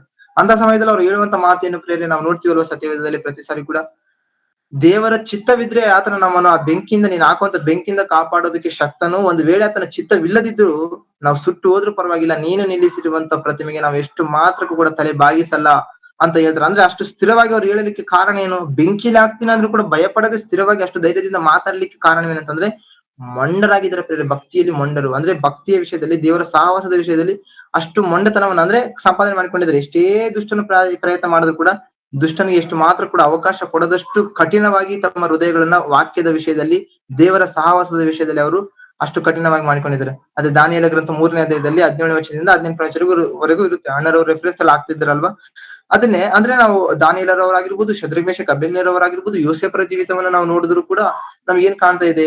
ಭಕ್ತಿಯ ವಿಷಯದಲ್ಲಿ ಮೊಂಡತನ ಅನ್ನುವಂಥದ್ದು ನಮಗೆ ಕಾಣ್ತಾ ಇದೆ. ಅದೇ ಪ್ರಕಾರ ನಾವ್ ಈ ರೀತಿ ಆಲೋಚನೆ ಮಾಡ್ತಾ ನೋಡ್ಬೇಕಾದ್ರೆ ಈ ಯೋಬರವರ ಜೀವಿತವನ್ನ ನೋಡಿ, ಯೋಬರವರ ಜೀವಿತದಲ್ಲಿ ಆತನಿಗಿದ್ದಂತ ಆಸ್ತಿ, ಮಕ್ಕಳು, ನಿಜವಾಗ್ಲೂ ಆತನ ಕುರಿತು ದೇವರೇ ಸಾಕ್ಷಿ ಕೊಡ್ತಾರೆ. ನನ್ನ ಮಗನನ್ನ ನೋಡಿದ್ಯಾ ಅಂತ ಸೈತಾನನ ಬಳಿ ಏನಂತ ಹೇಳ್ತಾರೆ? ನನ್ನ ಮಗನಾದಂತ ಯೋಬನನ್ನ ನೋಡಿದ್ಯಾ ನೀನು? ಅವನಂತ ಭಕ್ತಿವಂತರು, ಅವನಂತ ಯಥಾರ್ಥವಂತರು ಭೂಮಿ ಮೇಲೆ ಯಾರು ಸಿಕ್ಕಲ್ಲ ಅಂತ ಹೇಳಿದಾಗ, ಓಹೋ ಆತನೇ ನಿನ್ನಲ್ಲಿ ಭಕ್ತಿ ಇಟ್ಟಿರುವಂತದ್ದು, ಭಯದಿಂದ ಜೀವಿಸುವಂತದ್ದು ಏನೋ ಸುಮ್ನೆ ಏನಲ್ಲ, ಆತನಿಗೆ ನೀನ್ ಎಲ್ಲಾ ಕೊಟ್ಟಿದ್ಯಾ, ಆದ್ರಿಂದ ಅದು ಮಾಡ್ತಾ ಇದ್ದೇನೆ ಅಂತ ಹೇಳಿದಾಗ ಅವಾಗ ದೇವರು ದುಷ್ಟನಿಗೆ ಅಧಿಕಾರ ಕೊಡುವಂತದನ್ನ ನೋಡ್ತೀವಿ. ಓಕೆ, ಆತನ ಪ್ರಾಣದ ಮೇಲೆ ಮಾತ್ರ ನಿನಗೆ ಅಧಿಕಾರ ಇಲ್ಲ, ಇನ್ನು ಉಳಿದಿರುವಂತದ್ದೆಲ್ಲ ನಿನಗೆ ಅಧಿಕಾರದಲ್ಲಿ ಕೊಟ್ಟಿದ್ದೀನಿ ಅಂತ ಹೇಳಿದಾಗ ದುಷ್ಟನ್ ಏನ್ ಮಾಡ್ತಾನೆ? ಅಪವಾದಿ ಭೂಮಿ ಮೇಲೆ ಬಂದು ತಕ್ಷಣ ಒಂದೊಂದೊಂದೊಂದೊಂದೊಂದು ಎಲ್ಲ ಇರುವಂತ ಆಸ್ತಿಯನ್ನ ಎಲ್ಲವನ್ನು ಕೂಡ ತೆಗೆದಾಕಿ ಮತ್ತೆ ಇಲ್ಲದಂತೆ ಮಾಡಿ ಮತ್ತೆ 10 ಜನ ಮಕ್ಕಳನ್ನು ಕೂಡ ಒಂದೇ ಸಾರಿ ಕೂಡ ನಾಶ ಮಾಡುವಂತದನ್ನ, ಅಂದ್ರೆ ಸತ್ತು ಹೋಗುವಂತದನ್ನ ನಾವು ನೋಡ್ತೀವಿ. ಎಷ್ಟು ಭಯಂಕರವಾದ ಕಷ್ಟ ನೋಡಿ ನಿಜವಾಗ್ಲೂ ಪ್ರೇರೆ. ಅಂಥ ಭಯಂಕರವಾದ ಕಷ್ಟ ಬಂದಾಗ ನಿಜವಾಗ್ಲೂ ನಮ್ಮ ಕುಟುಂಬದಲ್ಲಿ ಒಬ್ರು ಮಕ್ಕಳು ಸತ್ತೋದ್ರೇನೆ ನಾವು ಆ ಏನಾದ್ರಲ್ವ ಆ ಪುತ್ರ ಘೋಷ ಏನಾದ್ರು ಇದೆಯಲ್ವ, ಪುತ್ರ ಸತ್ತೋದ್ಮೇಲೆ ಅವಾಗ ಬರುವಂತ ವೇದನೆ, ಆ ಒಂದು ಕಷ್ಟ ಸಂಕಟ ಏನಾದ್ರು ಇದೆಯಲ್ವಾ, ಅದನ್ನ ನಿಜವಾಗ್ಲೂ ತಡ್ಕೊಳ್ಳದೆ ಅನೇಕರು ಕೂಡ ಆ ಭಕ್ತಿಯಲ್ಲಿ ಇರುವಂತವ್ರು ಕೂಡ ತಪ್ಪಿ ಹೋಗುವಂತ ಪರಿಸ್ಥಿತಿಯನ್ನು ಕೆಲವು ಸಾರಿ ನೋಡ್ತೀವಿ. ಅದೇ ಪ್ರಕಾರ ದೇವರ ಮೇಲೆ ದೂಷಣೆ ಮಾಡುವಂತವ್ರನ್ನ ಕೂಡ ನಾವು ನೋಡ್ಬೋದು. ಆದ್ರೆ 10 ಜನ ಮಕ್ಕಳು ಒಂದೇ ಸಾರಿ ಸತ್ತು ಹೋಗಿ ಅಷ್ಟು ಆಸ್ತಿ ಒಂದೇ ಸಾರಿ ಹೋದ್ರು ಕೂಡ ಆತನು ಒಂದೇ ಒಂದು ಮಾತು ದೇವರಿಗೆ ಬೈಯದೆ ಆತನು ಪ್ರತಿಯಾಗಿ ಆತನು ಹೇಳುವಂತ ಮಾತೇನು ಗೊತ್ತಾ ಪ್ರೇರೆ? ಒಂದ್ಸರಿ ನೋಡಿ, ಯೋಬನ ಗ್ರಂಥ 1ನೇ ಅಧ್ಯಾಯ 21ನೇ ವಚನದಲ್ಲಿ ಆ ಮಾತಿರುತ್ತೆ. ಒಂದ್ಸರಿ ಗಮನಿಸುವಂತ ಪ್ರಯತ್ನ ಮಾಡೋಣ. ಯೋಬನ ಗ್ರಂಥ 1:20. ಏನು ಇಲ್ಲದವನಾಗಿ ತಾಯಿ ಗರ್ಭದಿಂದ ಬಂದೆನು, ಏನು ಇಲ್ಲದವನಾಗಿ ಹೋಗುವೆನು. ಯೆಹೋವನೇ ಕೊಟ್ಟನು, ಯೆಹೋವನೇ ತೆಗೆದುಕೊಂಡನು, ಯೆಹೋವನ ನಾಮಕ್ಕೆ ಸ್ತೋತ್ರವಾಗಲಿ ಎಂದು ಹೇಳಿದ್ದನು. ಓಕೆ ಅಕ್ಕ, ಥ್ಯಾಂಕ್ ಯು ಅಕ್ಕ. ನೋಡಿ ಪ್ರೇರೆ, ಏನೂ ಇಲ್ಲದವನಾಗಿ ತಾಯಿ ಗರ್ಭದಿಂದ ಬಂದೆನು, ಏನೂ ಇಲ್ಲದವನಾಗಿಯೇ ಗತಿಸಿ ಹೋಗುವೆನು. ಯೆಹೋವನೇ ಕೊಟ್ಟನು, ಯೆಹೋವನೇ ತೆಗೆದುಕೊಂಡನು, ಯೆಹೋವನ ನಾಮಕ್ಕೆ ಸ್ತೋತ್ರವಾಗಲಿ ಎಂದು ಹೇಳಿದೆ. ಎಷ್ಟು ಅದ್ಭುತವಾದ ಮಾತು. ನಿಜವಾಗ್ಲೂ ಆ ಮಾತು ಅಂತ ಭಯಂಕರವಾದ ಸಿಚುವೇಶನ್ ಅಲ್ಲಿ ಬರ್ಬೇಕಂದ್ರೆ ಅದು ಸುಮ್ನೆ ಅಲ್ಲ ಪ್ರಿಯರೇ, ಸಾಮಾನ್ಯ ಅಲ್ಲ. ಭಕ್ತಿಯಲ್ಲಿ, ದೇವರ ಸಹವಾಸದಲ್ಲಿ ಆತನ ತನ್ನ ಜೀವಿತದಲ್ಲಿ ತಾನು ಮಾಡಿಕೊಂಡಂತ ಅಂದ್ರೆ ಕ್ರಿಟಿಕಲ್ ಸಿಚುವೇಶನ್ ಎಂತದ್ದು ಬಂದ್ರು ಕೂಡ ನನ್ನ ದೇವರಿಂದ ನನ್ನ ದೂರ ಮಾಡುವಂತ ಸಿಚುವೇಶನ್ ಎಷ್ಟೇ ಭಯಂಕರವಾದದ್ದು ಬಂದ್ರು ಕೂಡ ನಾನು ನನ್ನ ದೇವರಿಂದ ದೂರ ಆಗ್ಬಾರ್ದು. ಏನೇ ಬಂದ್ರು ಏನೇ ಹೋದ್ರು ಕೂಡ ನಾನು ನನ್ನ ದೇವರಿಂದ ದೂರ ಆಗ್ಬಾರ್ದು. ನನ್ನ ದೇವರಿಗೆ ನಾನು ನನ್ನ ಬಾಯಿಂದ ಯಾವುದೇ ರೀತಿ ದೂಷಣೆ ಮಾತು ಬರಬಾರದು ಎಂದು ಆತನು ಮಾಡಿಕೊಂಡಂತ ಒಂದು ಭಕ್ತಿಯ ವಿಷಯದಲ್ಲಿ ಆತನು ಸಂಪಾದಿಸಿಕೊಂಡಂತ ಮಂಡತನ ಏನಾದ್ರು ಇದೆ ಅಲ್ವಾ, ಅದು ಈ ಒಂದು ಸಂದರ್ಭದಲ್ಲಿ ಆತನಿಗೆ ಕಾಪಾಡುವಂಥದ್ದು. ಅದು ಈ ಸಂದರ್ಭದಲ್ಲಿ ಆತನನ್ನ ದೇವರಿಗೆ ಹತ್ತಿರವಾಗಿ ಮಾಡಿ ನಿಜವಾಗ್ಲೂ ದೇವರ ಹತ್ರ ಸ್ಥಿರವಾಗಿ ನಿಲ್ಲಿಸುವಂತೆ ಮಾಡ್ತಾ ಇದೆ ಪ್ರೇರೆ. ಅಂದ್ರೆ ಯೋಸೇಫರವರ ಜೀವಿತದಲ್ಲಿ ಕೂಡ ಪ್ರತಿದಿನ ಒಬ್ಬ ಸ್ತ್ರೀ ಅಷ್ಟು ಭಯಂಕರ ಅಂದ್ರೆ ಅಷ್ಟು ಸಾರಿ ಪ್ರೇರೇಪಣೆ ಮಾಡಿದ್ರು ಕೂಡ ಆದ್ರೆ ಅಪವಾದಿ ಒಬ್ಬ ಸ್ತ್ರೀಯನ್ನ ಅಷ್ಟು ಆಯುಧವನ್ನಾಗಿ ಇಟ್ಕೊಂಡು ಯೋಸೇಫರ ಆತ್ಮಿಕ ಜೀವಿತವನ್ನ ಪತನ ಮಾಡ್ಬೇಕೆಂದು ಹೇಳಿ, ಆದ್ರೆ ದೇವರಿಗೂ ಮತ್ತು ಆತನಿಗಿರುವಂತ ಸಂಬಂಧದಿಂದ ಹೇಗಾದ್ರೂ ಮಾಡಿ ಈತನನ್ನ ಬಕ್ಕುಬರ ಬೀಳಿಸ್ಬೇಕು, ಆತ್ಮಿಕ ಜೀವಿತದಲ್ಲಿ ಈತನನ್ನ ನಿಲ್ಲದಂತೆ ಮಾಡ್ಬೇಕು ಎಂದು ದುಷ್ಟನು ಮಾಡಿದಂತ ಪ್ರೇರೇಪಣೆ ಎಂತದ್ದು ಒಂದು ಸಾರಿ ಅಲ್ಲ, ಎರಡು ಸಾರಿ ಅಲ್ಲ, ಅನೇಕ ಸಾರಿ ದುಷ್ಟ ಪ್ರೇರೇಪಣೆಗಳ ಮೂಲಕ ಅಂದ್ರೆ ಪ್ರತಿ ದಿನ ಕೂಡ ಬಿಡದಂತೆ ಶೋಧನೆ ಮಾಡಿಕೊಟ್ಟಿದ್ದಾನೆ. ಅಂದ್ರೆ ನಾವು ಕೂಡ ನಮ್ಮ ಆತ್ಮಿಕ ಜೀವಿತದಲ್ಲಿ ದೇವರ ಹತ್ರ ಸಹವಾಸದಲ್ಲಿ ಇದ್ದೀವಿ ಅಂತಂದ್ರೆ, ನಾವು ಇವಾಗ ನೂತನ ಸ್ವಭಾವದಲ್ಲಿ ಬಂದ ನಂತರ ಕ್ರಿಸ್ತನ ಮೂಲಕ ನಾವು ದೇವರ ಬಳಿಯಲ್ಲಿ ಏನಾದ್ರೂ ಸೇರಿದೀವಲ್ವಾ, ನಮ್ಮ ಆತ್ಮಿಕ ಜೀವಿತದಲ್ಲಿ ಕೂಡ ಏನ್ ಮಾಡ್ಬೇಕು ಅನ್ಕೊಂಡಿದ್ದಾನೆ ಅಂತಂದ್ರೆ, ಪ್ರತಿ ದಿನ ಕೂಡ ದುಷ್ಟ ಆಲೋಚನೆಗಳನ್ನು ಕೊಡೋದ್ರ ಮೂಲಕ, ದುಷ್ಪ್ರೇರೇಪಣೆಗಳನ್ನ ಕೊಡೋದ್ರ ಮೂಲಕ. ದುಷ್ಪ್ರೇರೇಪಣೆ ಹೆಂಗೆ ಕೊಡ್ತಾನೆ? ನಮ್ಮ ಹೃದಯದ ಆಲೋಚನೆಗಳ ಮೂಲಕ ಆಗಿರ್ಬೋದು, ಮತ್ತೆ ಇತರರ ಮಧ್ಯದಲ್ಲಿ ನಮ್ಮ ಅನ್ಯರವರು ನಮಗೆ ಪರಿಚಯ ಇರುವಂತ ಅನ್ಯರವರ ಮೂಲಕ ಇರ್ಬೋದು, ಕುಟುಂಬದವರ ಮೂಲಕ ಇರ್ಬೋದು, ಹೆಂಗಾದ್ರೂ ಮಾಡ್ಬೋದು ಪ್ರೇರೆ. ನಾವು ಅದನ್ನ ನೋಡ್ತೀವಲ್ವಾ, ಯೋಬರವರ ಜೀವಿತದಲ್ಲಿ ತನ್ನ ಸ್ವಂತ ಹೆಂಡತಿನೇ ಆತನನ್ನ ದೂಷಿಸುವಂತದನ್ನ ನೋಡ್ತೀವಲ್ಲ. ಅಂತ ಕ್ರಿಟಿಕಲ್ ಸಿಚುವೇಶನ್ ಅಲ್ಲಿ ನಿಜವಾಗ್ಲೂ ಹೇಳ್ಬೇಕಾದ್ರೆ ಗಂಡನಿಗೆ ಒಬ್ಬ ಸಹಕಾರಿಯಾಗಿ ನಿಂತು ಬಲ ಕೊಡ್ಬೇಕಾಗಿರುವಂತ ಹೆಂಡತಿನೇ ನಿಜವಾಗ್ಲೂ ಬಲಹೀನ ಪಡಿಸುವಂತ ಮಾತುಗಳನ್ನ ಮಾತಾಡ್ಬೇಕಾದ್ರೆ ಎಷ್ಟು ಬಾಧೆ ಆಗ್ಬೇಡ ಪ್ರೇರ ಆ ಸಂದರ್ಭದಲ್ಲಿ. ಅಂತ ಆ ಸಂದರ್ಭದಲ್ಲಿ ಕೂಡ ದೇವರಿಗೋಸ್ಕರ ಸ್ಥಿರವಾಗಿ ನಿಂತ ಮಾತುಗಳನ್ನ ಹೇಳ್ಬೇಕಾದ್ರೆ ಆತನು ಎಷ್ಟು ಗಟ್ಟಿತನವನ್ನ ಸಂಪಾದನೆ ಮಾಡಿಕೊಂಡಿರ್ಬೋದು, ಭಕ್ತಿ ವಿಷಯದಲ್ಲಿ ಎಷ್ಟು ಸ್ಥಿರತೆಯನ್ನ ಸಂಪಾದನೆ ಮಾಡಿಕೊಂಡಿರ್ಬೋದು, ಎಷ್ಟು ಮೊಂಡತನವನ್ನ ಸಂಪಾದನೆ ಮಾಡಿಕೊಂಡಿರ್ಬೋದು ಒಂದ್ಸಲ ಆಲೋಚನೆ ಮಾಡಿದ್ರು. ಈಗ ಹಳೆ ಒಡಂಬಡಿಕೆಯಲ್ಲಿ ಕೆಲವು ಕ್ಯಾರೆಕ್ಟರ್ಸ್ ಗಳನ್ನ, ಅಂದ್ರೆ ಕೆಲವು ಭಕ್ತರ ಜೀವಿತಗಳನ್ನ ನಾವು ಗಮನಿಸಿ ನೋಡುವಂತ ಪ್ರಯತ್ನ ಮಾಡಿದ್ವಲ್ವಾ. ಅದೇ ಪ್ರಕಾರ ಹೊಸ ಒಡಂಬಡಿಕೆಯಲ್ಲಿ ಒಂದ್ಸಾರಿ ಹೆಜ್ಜೆ ಇಟ್ಟರೆ ಪ್ರೇರೆ ನಮ್ಗೆ ಯಾರು ಕಾಣಿಸ್ಕೊಳ್ತಾರೆ? ಪ್ರಾರಂಭದಲ್ಲಿನೇ ಯೇಸು ಕ್ರಿಸ್ತರ ಜೀವಿತ ನಮಗೆ ಕಾಣಿಸ್ಕೊಳ್ಳುತ್ತೆ. ಅಂದ್ರೆ ಮತ್ತಾಯನ ಬರೆದ 4ನೇ ಅಧ್ಯಾಯದ ಪ್ರಾರಂಭದಲ್ಲಿನೇ ದುಷ್ಟನು ಏನ್ ಮಾಡ್ತಾನೆ? ಯೇಸು ಕ್ರಿಸ್ತರ ಹತ್ರನೇ ಹೋಗಿ ಡೈರೆಕ್ಟ್ ಆಗಿ ಪ್ರತ್ಯಕ್ಷವಾಗಿ 3 ಸಾರಿ ಶೋಧನೆಯನ್ನು ಮಾಡ್ತಾನೆ. 40 ದಿವಸ ಅದನ್ನು ಉಪವಾಸ ಇರ್ಬೇಕಾದ್ರೆ ಅಡವಿಗೆ ತೆಗೆದುಕೊಂಡು ಹೋಗಿ ಅಲ್ಲಿ ಆ ಶೋಧಿಸಲ್ಪಡ್ಬೇಕಾದ್ರೆ ದುಷ್ಟನ ಮೂಲಕ ದುಷ್ಟನ್ ಎಷ್ಟು ಸಾರಿ ಎಂಟ್ರಿ ಆಗ್ತಾನೆ ಯೇಸು ಕ್ರಿಸ್ತರ ವಿಷಯದಲ್ಲಿ? ಅಲ್ಲಿ 3 ಸಾರಿ. ಅಂದ್ರೆ ಯೇಸು ಕ್ರಿಸ್ತರನ್ನೇ ಬಿಟ್ಟಿಲ್ವಾ ದುಷ್ಟನು? ಬಿಟ್ಟಿಲ್ಲ ಪ್ರೇರೆ. ಅಂದ್ರೆ ಯೇಸು ಕ್ರಿಸ್ತರನ್ನ ನಾನು ಎಷ್ಟು ಮರಳು ಮಾಡಕ್ ಹೋದ್ರು ಕೂಡ ಅದನ್ನ ಮರಳು ಆಗಲ್ಲ ಎನ್ನುವಂತ ಸತ್ಯ ದುಷ್ಟನಿಗೆ ಗೊತ್ತು. ಆದ್ರೂ ಕೂಡ ನನ್ನ ಪ್ರಯತ್ನ ನಾನು ಮಾಡ್ಬೇಕೆನ್ನುವಂಥದ್ದನ್ನ ದುಷ್ಟನು ಎಷ್ಟು ಚೆನ್ನಾಗಿ ಅದನ್ನ ಅಪ್ಲೈ ಮಾಡ್ಕೊಳ್ತಿದ್ದಾನೆ ನೋಡಿ ತನ್ನ ಜೀವಿತದಲ್ಲಿ. ಅಂದ್ರೆ 3 ಸಾರಿ ದುಷ್ಟನು ದೇವರು ಯೇಸು ಕ್ರಿಸ್ತರ ಬಿಡಲ್ಲ ಅಂತ ಗೊತ್ತಿದ್ರು ಕೂಡ ಅದನ್ನ ಧರಿಸಿಕೊಂಡಿರುವಂತ ಶರೀರ ಬಲಹೀನತೆವಾಗಿರುವಂತದ್ದಲ್ವಾ. ನನ್ನ ಪ್ರಯತ್ನ ನಾನು ಮಾಡೋಣ ಅಂತ ಹೇಳಿ ಹೆಂಗ್ ಹೋಗಿದ್ದಾನೆ ಅಂತಂದ್ರೆ 3 ಸಾರಿ ಯೇಸು ಕ್ರಿಸ್ತರನ್ನೇ ಬಿಟ್ಟಿಲ್ಲ. ಅದಕ್ಕೆ ನಮ್ಮಲ್ಲಿ ಕೂಡ ಕೆಟ್ಟ ಆಲೋಚನೆಗಳು ಏನಾದ್ರು ಸಡನ್ಲಿ ಬಂದಿತ್ತಂತಂದ್ರೆ ಆ ತಕ್ಷಣ ನಾವೇನಾದ್ರು ಪಾಪಿಗಳಂತ ನಾವು ಅಂದ್ಕೊಳ್ಬಾರ್ದು. ಅಯ್ಯೋ ನನ್ನ ತಿಂಗ್ರಿ ತಪ್ಪಾಲೋಚನೆ ಬಂದ್ಬಿಟ್ಟು ಇನ್ನೇನ್ ಬಿಡು, ನಾನು ಪಾಪ ಮಾಡಿಬಿಟ್ಟೆ, ನಾನು ದೇವ್ರ ದೃಷ್ಟಿಯಲ್ಲಿ ಪಾಪಿ ಆಗ್ಬಿಟ್ಟೆ, ಇನ್ನೇನ್ ಬಿಡು ಅಂತ ಹೇಳಿ ಅಂದುಕೊಂಡು ಮತ್ತೊಂದ್ ಸ್ವಲ್ಪ ದೊಡ್ಡ ಪಾಪ ಮಾಡೋದಕ್ಕೆ ನಾವು ಅವಕಾಶ ಕೊಡುವಂತವ್ರು ಆಗಿರ್ಬಾರ್ದು ಪ್ರೇರೆ. ದುಷ್ಟ ಆಲೋಚನೆ ಬಂದಿದೆ ಅಂದ್ರೇನೆ ಅದನ್ನ ದ್ವೇಷ ಮಾಡುವಂತದನ್ನ ಕಲಿಬೇಕು. ಬರುವಂತದ್ದು ಪಾಪ ಅಲ್ಲ, ಬಂದ ನಂತರ ಅದ್ರ ವಿಷಯದಲ್ಲಿ ನಮ್ಮ ನಡವಳಿಕೆ ನಾವು ಯಾವ ರೀತಿ ಪ್ರವರ್ತಿಸ್ತೀವಿ ಅನ್ನೋದ್ರ ಮೇಲೆ ನಮ್ಮ ಆತ್ಮಿಕ ಜೀವಿತದ ಒಂದು ಎಫೆಕ್ಟ್ ಏನು ಅಂತದ ಅದ್ರ ಮೇಲೆ ಡಿಪೆಂಡ್ ಆಗಿರುತ್ತೆ ಪ್ರೇರೆ. ಸರ್ ನೋಡಿ, ಹೊಸ ಒಡಂಬಡಿಕೆಯಲ್ಲಿ ನಾವು ಹೆಜ್ಜೆ ಇಡೋದಾದ್ರೆ ಯೇಸು ಕ್ರಿಸ್ತರ ಜೀವಿತದಲ್ಲಿ 3 ಸಾರಿ ಶೋಧನೆ ಕೊಡ್ತಾನಲ್ವಾ. ಅಲ್ಲಿ ಯೇಸು ಕ್ರಿಸ್ತರು 3 ಸಂದರ್ಭಗಳಲ್ಲಿ ಕೂಡ ಬೀಳದಿರುವುದನ್ನ ನೋಡಿ ದುಷ್ಟನ ಅಲ್ಲಿ ನಿಲ್ಲಿಸಿ ಬಿಡ್ತಾನೆ ಪ್ರತ್ಯಕ್ಷವಾಗಿ ಬರೋದನ್ನ. ಓಕೆ, ಪ್ರತ್ಯಕ್ಷವಾಗಿ ಬರುವುದನ್ನ ನಿಲ್ಲಿಸಿದಾನೆ ಅಂತ ಹೇಳಿ ಮತ್ತೆ ಅಸಲು ಶೋಧನೆ ಕೊಡೋದನ್ನ ಏನಾದ್ರು ಯೇಸು ಕ್ರಿಸ್ತರನ್ನು ಬಿಟ್ಟಿದ್ದಾನೆ ಅಂತಂದ್ರೆ ನೋ. ಡೈರೆಕ್ಟ್ ಆಗಿ ಬರೋದನ್ನ ನಿಲ್ಲಿಸಿರ್ಬೋದು, ಇಂಡೈರೆಕ್ಟ್ ಆಗಿ ಬರೋದನ್ನ ನಿಲ್ಲಿಸಿಲ್ಲ. ಮತ್ತೆ ಇಂಡೈರೆಕ್ಟ್ ಆಗಿ ಬರ್ತಾನೆ ಯಾರ ಮೂಲಕ? ಪರಿಸರ ಮೂಲಕ, ಸದ್ದುಕಾಯರ ಮೂಲಕ, ಯಹೂದ್ಯರ ಮೂಲಕ, ಕೊನೆಗೆ ಶಿಷ್ಯರ ಮೂಲಕ ಕೂಡ ಪ್ರೇರೆ. ಆತ್ಮೀಯರ ಮೂಲಕ ಕೂಡ ದುಷ್ಟನ ಬರ್ತಾನೆ. ಅದೇ ಪೇತ್ರರವರ ವಿಷಯದಲ್ಲಿ ಸಂದರ್ಭದಲ್ಲಿ ಪೇತ್ರರವರನ್ನ ಏನಂತ ಸಂಬೋಧಿಸ್ತಾರೆ ಯೇಸು ಕ್ರಿಸ್ತರು? ಸೈತಾನನೇ ಅಂತ. ಅಂದ್ರೆ ಶಿಷ್ಯರ ಮೂಲಕ ಕೂಡ ಎಂಟ್ರಿ ಆಗಿದ್ದಾನೆ. ಅದೇ ಪ್ರಕಾರ ಕುಟುಂಬದವರ ಮೂಲಕ ಆಗಿರ್ಬೋದು, ಅವರ ತಮ್ಮಂದ್ರೆ ಆತನನ್ನ ನಂಬಲಿಲ್ಲ ಅಂತ ನೋಡ್ತೀವಿ. ಆ ತಮ್ಮಂದ್ರ ಮೂಲಕ ಅನೇಕ ರೀತಿಯಲ್ಲಿ ಶೋಧನೆಯನ್ನ ಯೇಸು ಕ್ರಿಸ್ತರಿಗೆ ಕೊಟ್ಟಿದ್ದಾನೆ. ಅದಕ್ಕೆ ಯೇಸು ಕ್ರಿಸ್ತರು ಒಂದು ಅದ್ಭುತವಾದ, ಅಮೂಲ್ಯವಾದ, ಶ್ರೇಷ್ಠವಾದ ಮಾತನ್ನ ಸತ್ಯವೇದದಲ್ಲಿ ಹೇಳ್ತಾರೆ. ಏನಂತಂದ್ರೆ, ಪರಲೋಕ ರಾಜ್ಯ ಎಂತವ್ರು ಸ್ವಾಧೀನ ಮಾಡಿಕೊಳ್ತಾರೆ ಅಂತಂದ್ರೆ ಸಾಮಾನ್ಯ ವ್ಯಕ್ತಿಗಳು ಅದನ್ನ ಸ್ವಾಧೀನ ಮಾಡಿಕೊಳ್ಳುವಂತಹ ಪ್ರದೇಶ ಅಲ್ಲ ಅದು. ಸಾಮಾನ್ಯರು ಬಂದು ಅದನ್ನ ಸ್ವಾಧೀನ ಮಾಡಿಕೊಳ್ಳುವಂತಹ ಪ್ರದೇಶ ಅಲ್ಲ ಅದು. ಅದು ಎಂತ ಒಂದು ಲೋಕ ಅಂತಂದ್ರೆ ಅದನ್ನ ಸಂಪಾದನೆ ಮಾಡ್ಕೊಳ್ಬೇಕಾದ್ರೆ, ಅದನ್ನ ಸ್ವಾಧೀನ ಪಡಿಸ್ಕೊಳ್ಬೇಕಾದ್ರೆ ಬಲಾತ್ಕಾರಿಗಳಾಗಿರ್ಬೇಕು. ಯಾಕಂದ್ರೆ ಅದು ಬಲಾತ್ಕಾರಕ್ಕೆ ಅದು ಒಳಪಟ್ಟಿದೆ. ಅದನ್ನ ಸಂಪಾದನೆ ಮಾಡ್ಕೊಳ್ಬೇಕಂತ ಬರುವಂತವ್ರು ಎಂತವ್ರಾಗಿರ್ಬೇಕಂದ್ರೆ ಬಲಾತ್ಕಾರಿಗಳಾಗಿದ್ರೇನೆ ಅದನ್ನ ಪಡ್ಕೊಳಕ್ ಆಗುತ್ತೆ ಅಂತ ಹೇಳ್ತಾರೆ. ಒಂದ್ಸರಿ ನೋಡಿ ಆ ಮಾತನ್ನ ನೋಡುವಂತ ಪ್ರಯತ್ನ ಮಾಡೋಣ. ಮತ್ತಾಯನ ಬರೆದ ಸುವಾರ್ತೆ 11ನೇ ಅಧ್ಯಾಯ 12ನೇ ವಚನ ಒಂದೊಂದ್ಸರಿ ಗಮನಿಸುತ್ತೇವೆ. ಮತ್ತಾಯನ ಬರೆದ ಸುವಾರ್ತೆ 11ನೇ ಅಧ್ಯಾಯ 12ನೇ ವಚನ ಒಂದೊಂದ್ಸರಿ. ಇದಲ್ಲದೆ ಸ್ನಾನಿಕನಾದ ಯೋಹಾನನ ಕಾಲದಿಂದ ಈವರೆಗೂ ಪರಲೋಕ ರಾಜ್ಯವು ಬಲಾತ್ಕಾರಕ್ಕೆ ಗುರಿಯಾಗಿರುತ್ತದೆ. ಬಲಾತ್ಕಾರಿಗಳು ನುಗ್ಗಿ ಅದನ್ನು ಸ್ವಾಧೀನ ಮಾಡಿಕೊಳ್ಳುತ್ತಾರೆ. ಪ್ರವಾದಿಗಳೆಲ್ಲರೂ ಧರ್ಮಶಾಸ್ತ್ರವು ಪ್ರವಾದಿಸುವುದು ಯೋಹಾನನ ತನಕ ಇತ್ತು. ನಿಮಗೆ ಗ್ರಹಿಸುವುದಕ್ಕೆ ಮನಸ್ಸಿದ್ದರೆ ಬರತಕ್ಕ ಏಲಿಯನು ಇವನೇ ಎಂದು ತಿಳ್ಕೊಳ್ಳಿರಿ. ಕಿವಿಯುಳ್ಳವನು ಕೇಳಲಿ. Okay, thank you. ಸಾಕ ನೋಡಿ ಪ್ರೇರೆ, ಇದಲ್ಲದೆ ಸ್ನಾನಿಕನಾದ ಯೋಹಾನನ ಕಾಲದಿಂದ ಈವರೆಗೂ ಪರಲೋಕ ರಾಜ್ಯವು ಬಲಾತ್ಕಾರಕ್ಕೆ ಗುರಿಯಾಗಿರುತ್ತದೆ. ಬಲಾತ್ಕಾರಿಗಳು ನುಗ್ಗಿ ಅದನ್ನು ಸ್ವಾಧೀನ ಮಾಡಿಕೊಳ್ಳುತ್ತಾರೆ. ಯಾರು ಅದನ್ನು ನುಗ್ಗಿ ಸ್ವಾಧೀನ ಮಾಡಿಕೊಳ್ತಾರಂತೆ?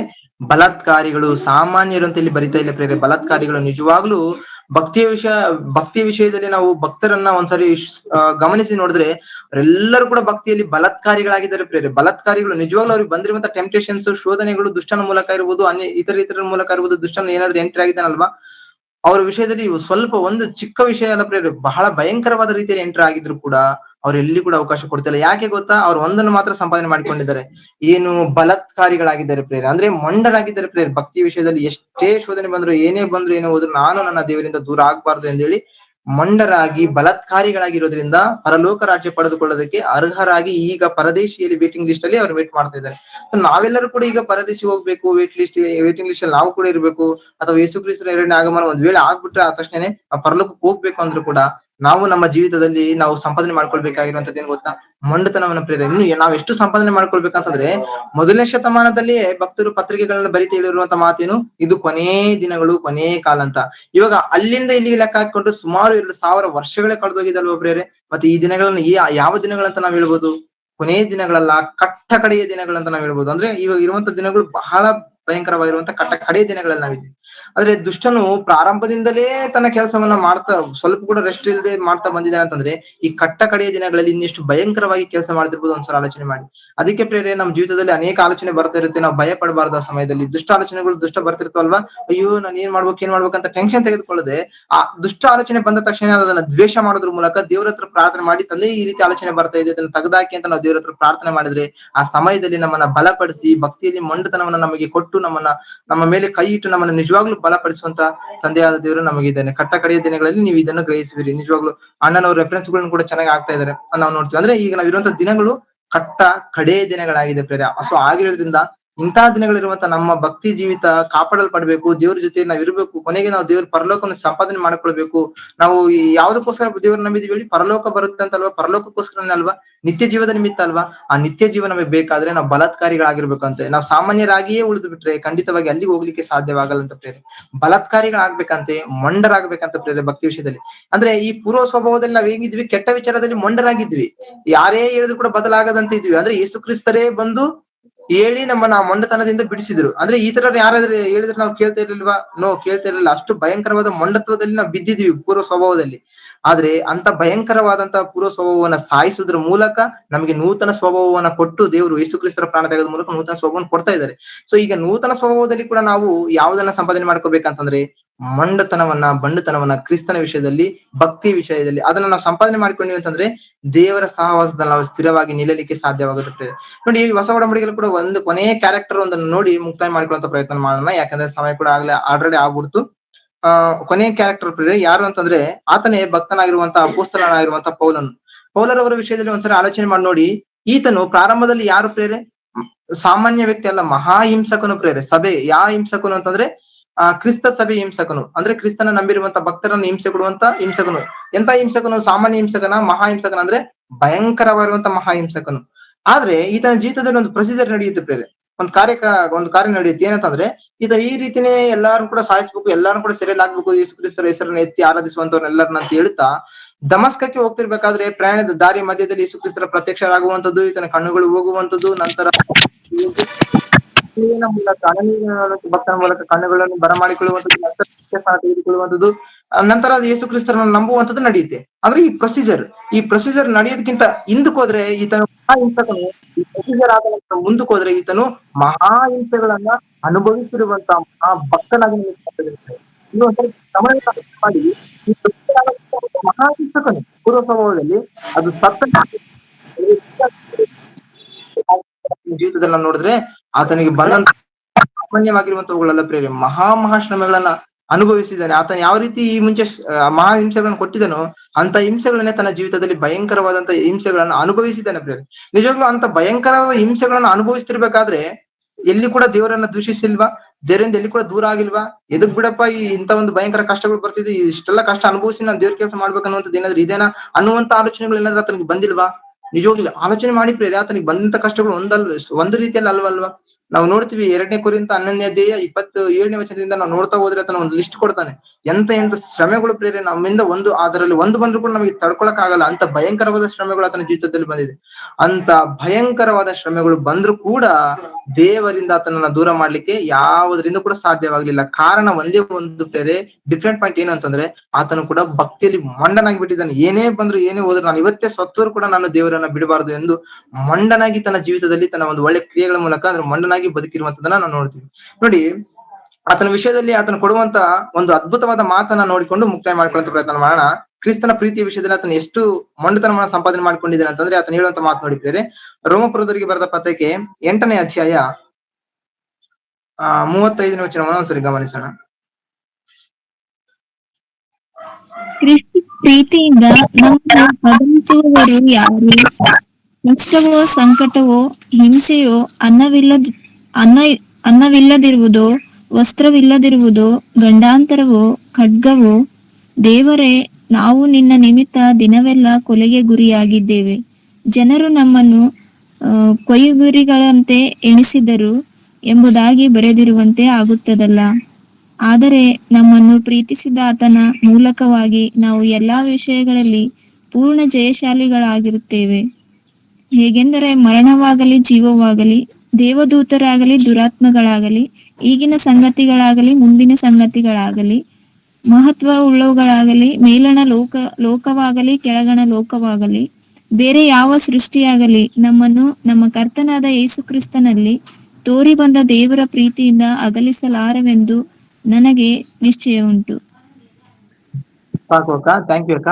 ನೋಡಿ ಪ್ರೇರ, ಆತನ ಹೇಳುವಂತ ಅದ್ಭುತವಾದ ಮಾತು ಅಂತ ಏನಂತಂದ್ರೆ, ಹೇಗೆಂದರೆ ಮರಣವಾಗಲಿ, ಜೀವವಾಗಲಿ, ದೇವದೂತರಾಗಲಿ, ದುರಾತ್ಮಗಳಾಗಲಿ ಅಂತೆ.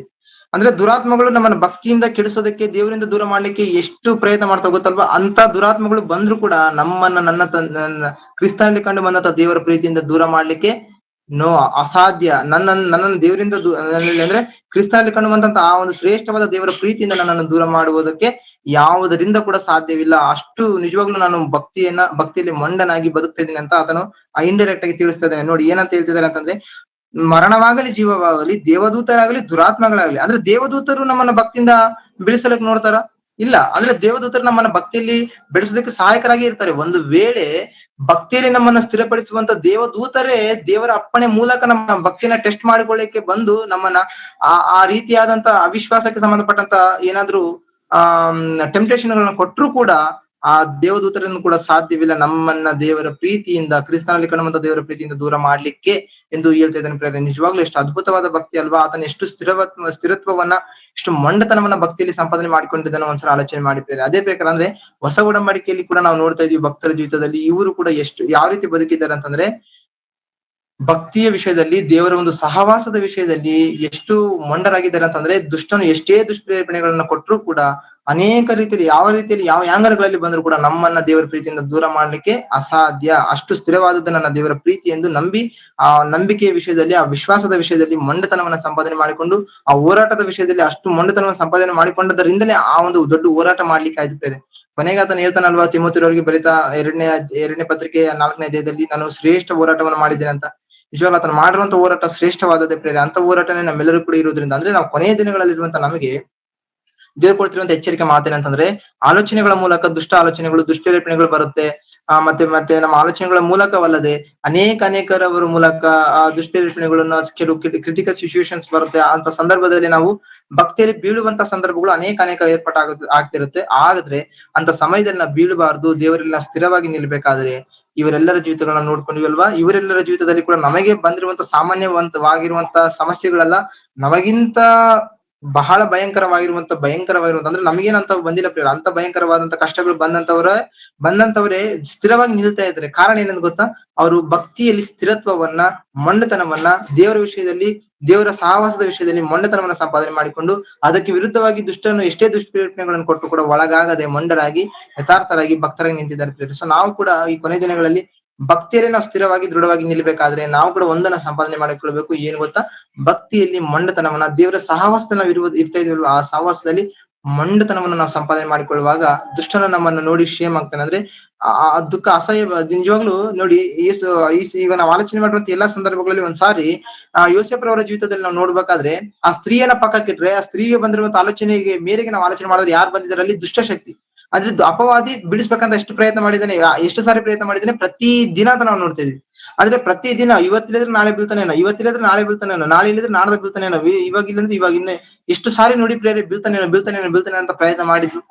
ಅಂದ್ರೆ ಅಷ್ಟು ಸಾರಿ ಪ್ರಯತ್ನ ಮಾಡಿದ್ರು ಕೂಡ ಸಕ್ಸಸ್ ಆಗದಂತೆ ತನ್ನ ಜೀವಿತದಲ್ಲಿ ಶೇಮ್ ಆಗಿದ್ದೇನೆ. ಅಂದ್ರೆ ದೇವರಿಗೆ ಸಂತೋಷ ಕೊಟ್ಟು ಸಂತೋಷ ಪಡಿಸಿ ದುಷ್ಟನಿಗೆ ನಿಜವಾಗ್ಲೂ ದುಃಖ ಪಡಿಸಿ ದುಷ್ಟನಿಗೆ ಮೆಂಟಲಿ ಇಲ್ನೆಸ್ ಅಂದ್ರೆ ಮೆಂಟಲಿ ಸ್ಟ್ರೆಸ್ ಆಗಿ ಮಾಡಿ ನಿಜವಾಗ್ಲೂ ದೇವ್ರನ್ನ ಸಂತೋಷ ಪಡಿಸಿದ್ದೇನೆ ಅಂತಂದ್ರೆ ಯಾರು ಯೋಸೇಫರವರು ಅಲ್ಲಿ ನಮ್ಗೆ ಏನ್ ಕಾಣ್ತಾ ಇದೆ, ಆತನ ಭಕ್ತಿಯ ವಿಷಯದಲ್ಲಿ ಮೊಂಡತನವನ್ನ. ಅದೇ ರೀತಿಯಲ್ಲಿ ನಮ್ಮ ವಿಷಯದಲ್ಲಿ ಕೂಡ ಪ್ರೇರೆ ನಾವು ಯೇಸು ಕ್ರಿಸ್ತರು ನಂಬೋದಕ್ಕಿಂತ ಮುಂಚೆ ನಾವ್ ಎಲ್ಲಿದ್ವಿ, ಅಂಧಕಾರದ ದೊರೆತನದಲ್ಲಿ ಇದ್ವಿ ಅಲ್ವಾ. ಅಲ್ಲಿ ನಮ್ಮನ್ನ ಏನ್ ಮಾಡಿದ್ದ ದುಷ್ಟನಂದ್ರೆ ಪಾಪದಲ್ಲಿ ನಮ್ಮನ್ನ ಸಿಕ್ಕಿಸಿ ನಮ್ಮನ್ನ ಮೆಂಟಲ್ ಗಳನ್ನಾಗಿ ಅಂದ್ರೆ ಒಂದ್ ರೀತಿಯಲ್ಲಿ ನಮ್ಮ ತಂದೆನ ನಾವು ತಿಳ್ಕೊಳ್ಳದೆ ಅರ್ಥ ಮಾಡಿಕೊಳ್ಳದೆ ನಮ್ಮ ಮನಸ್ಸಿಗೆ ಅಸಲು ಶಾಂತಿ ನೆಮ್ಮದಿನೇ ಇಲ್ಲದಂತೆ ನಮ್ಮನ್ನ ಮೆಂಟಲಿ ಇಲ್ನೆಸ್ ಆಗಿ ನಮಗೆ ಮೆಂಟಲಿ ಸ್ಟ್ರೆಸ್ ಒಳಗ್ ಮಾಡಿ ಅಂದ್ರೆ ನಮ್ಮ ದೇವ್ರ ನಾವು ತಿಳ್ಕೊಳ್ಳದೆ ನಾವು ಯಾರಂತ ನಮ್ಗೆ ಅರ್ಥ ಮಾಡಿಕೊಳ್ಳದೆ ಈ ಪಾಪದ ಲೋಕದಲ್ಲಿ ನಮ್ಮನ್ನ ಬಿಳಿಗಿಸಿ ಅಸಲು ನಮ್ಮನ್ನ ಎತ್ತೆತ್ತಗೋ ಮರಳು ಮಾಡಿ ನಮ್ಮನ್ನ ಒಂದ್ ರೀತಿ ವಿಚಿತ್ರರನ್ನಾಗಿ ಮಾಡಿದ್ದ.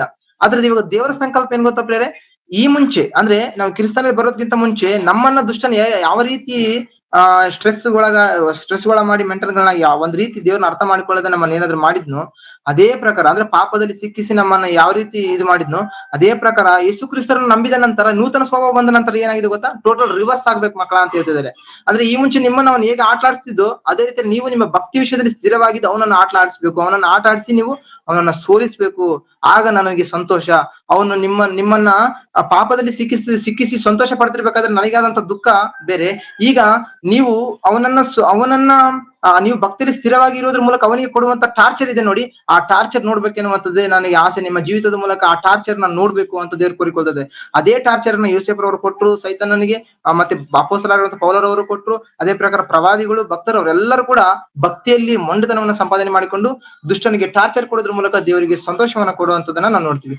ಅದೇ ಪ್ರಕಾರ ನಮ್ಮ ಜೀವಿತದಲ್ಲಿ ಕೂಡ ದುಷ್ಟನಿಗೆ ಈ ಮುಂಚೆ ನಮಗೆ ಟಾರ್ಚರ್ ಕೊಟ್ಟ ಪ್ರಕಾರ ನಾವು ಕೂಡ ದುಷ್ಟನಿಗೆ ಟಾರ್ಚರ್ ಕೊಡ್ಬೇಕಾದ್ರೆ ಭಕ್ತಿಯಲ್ಲಿ ನಾವು ಸ್ಥಿರವಾಗಿ ಮೊಂಡರಾಗಿ ಬದುಕಿದಾಗ ದುಷ್ಟನು ಭಯಂಕರವಾದ ಬಾಧೆ ಒಳಗಾಗ್ತಾನೆ. ತಂದೆಯಾದ ದೇವ್ರು ನಮ್ಮನ್ನು ನೋಡಿ ಸಂತೋಷ ಪಡ್ತಾನೆ. ಆ ಸ್ಥಾನಕ್ಕೆ ಆ ಒಂದು ಸ್ಥಿತಿಗೆ ನಮ್ಮನ್ನೆಲ್ಲರೂ ಕೂಡ ದೇವರು ತೆಗೆದುಕೊಂಡು ಹೋಗ್ಲಿ, ನಮ್ಮನ್ನೆಲ್ಲರೂ ಕೂಡ ಆ ಸ್ಥಿತಿಯಲ್ಲಿವರೆಗೂ ನಮ್ಮನ್ನ ಬೆಳೆಸಲಿ ಎಂದು ನಾನು ಕೋರಿಕೊಳ್ಳುತ್ತಾ, ಮತ್ತೆ ಸಮಯ ಕೂಡ ಬಹಳ ಆಗಿರೋದ್ರಿಂದ ಮತ್ತೆ ನಾವು ಪ್ರಾರ್ಥನೆ ಮಾಡಿಕೊಳ್ಳೋದ್ರ ಮೂಲಕ ಮತ್ತೆ ಈ ದಿನದ ಸಂದೇಶ ಭಾಗವನ್ನ ಮುಕ್ತಾಯ ಮಾಡಿಕೊಳ್ಳುವಂತ ಪ್ರಯತ್ನ ಮಾಡೋಣ. ಕಣ್ಣುಗಳು ಮುಚ್ಚಿ ಪ್ರೇರೆ ಪ್ರಾರ್ಥನೆ ಮಾಡಿಕೊಳ್ಳೋಣ. ಪ್ರೀತಿಯುಳ್ಳ ಪರಲೋಕದಲ್ಲಿರುವ ನಮ್ಮ ತಂದೆಯಾದ ದೇವರೇ, ನಿಮ್ಮ ಪರಿಶುದ್ಧವಾದ ಶ್ರೇಷ್ಠವಾದ ನಾಮಕ್ಕೆ ಸ್ತೋತ್ರಗಳು, ವಂದನೆಗಳು ತಂದೆ. ನಿಜವಾಗ್ಲೂ ಮಂಡುತನ ಮತ್ತೆ ಬಂಡುತನ ಎನ್ನುವಂತ ವಿಷಯದ ಕುರಿತು ಆಲೋಚನೆ ಮಾಡಿದ್ವಿ. ಹೌದು ತಂದೆ, ಆದರಪ್ಪ ಈ ಕೊನೆಯ ದಿನಗಳಲ್ಲಿ ತಂದೆ ದುಷ್ಟನು ಅನೇಕ ರೀತಿಯಲ್ಲಿ ನಮ್ಮ ಹತ್ರಪ್ಪ ಬರ್ತಿರ್ಬೇಕಾದ್ರೆ ಆ ದುಷ್ಟ ಪ್ರೇರೇಪಣೆಗೆ ತಂದೆ ನಾವು ಒಳಗಾಗದಂತೆ ಬದುಕ್ಬೇಕಾದ್ರೆ ನಾವು ಹೆಂಗೆ ಬದುಕ್ಬೇಕು ಎನ್ನುವಂತ ವಿಷಯದಲ್ಲಿ ತಂದೆ ಭಕ್ತರ ಮೂಲಕ ಅದ್ಭುತವಾದ ರೀತಿಯಲ್ಲಿ ನಮಗೆ ಬಲಪಡಿಸಿದ್ದೀರಾ. ಆ ಬಲವನ್ನು ಹೊಂದಿಕೊಂಡು ತಂದೆ ಈ ಒಂದು ದಿನ ಮಾತ್ರ ಅಲ್ಲದೆ ಯಾವಾಗೋ ಒಂದ್ ಟೈಮ್ ವಾಕ್ಯ ವಾಕ್ಯ ಹೇಳಿದಾಗ ಅಥವಾ ಕೇಳಿದಾಗ ಮಾತ್ರವಲ್ಲದೆ ನಮ್ಮ ಜೀವಿತದಲ್ಲಿ ಪ್ರತಿ ಸಾರಿ ಕೂಡ ತಂದೆ, ಯಾಕಂದ್ರೆ ದುಷ್ಟನು ಯಾವಾಗೋ ಒಂದ್ಸರಿ ಬರುವಂತದ್ದಲ್ಲ, ಪ್ರತಿ ದಿನವೂ ಮಾತ್ರ ಬರ್ತಾನೆ ಅಂತ ನಾವು ತಿಳಿಸಿಕೊಟ್ಟಿದ್ದೀರಾ.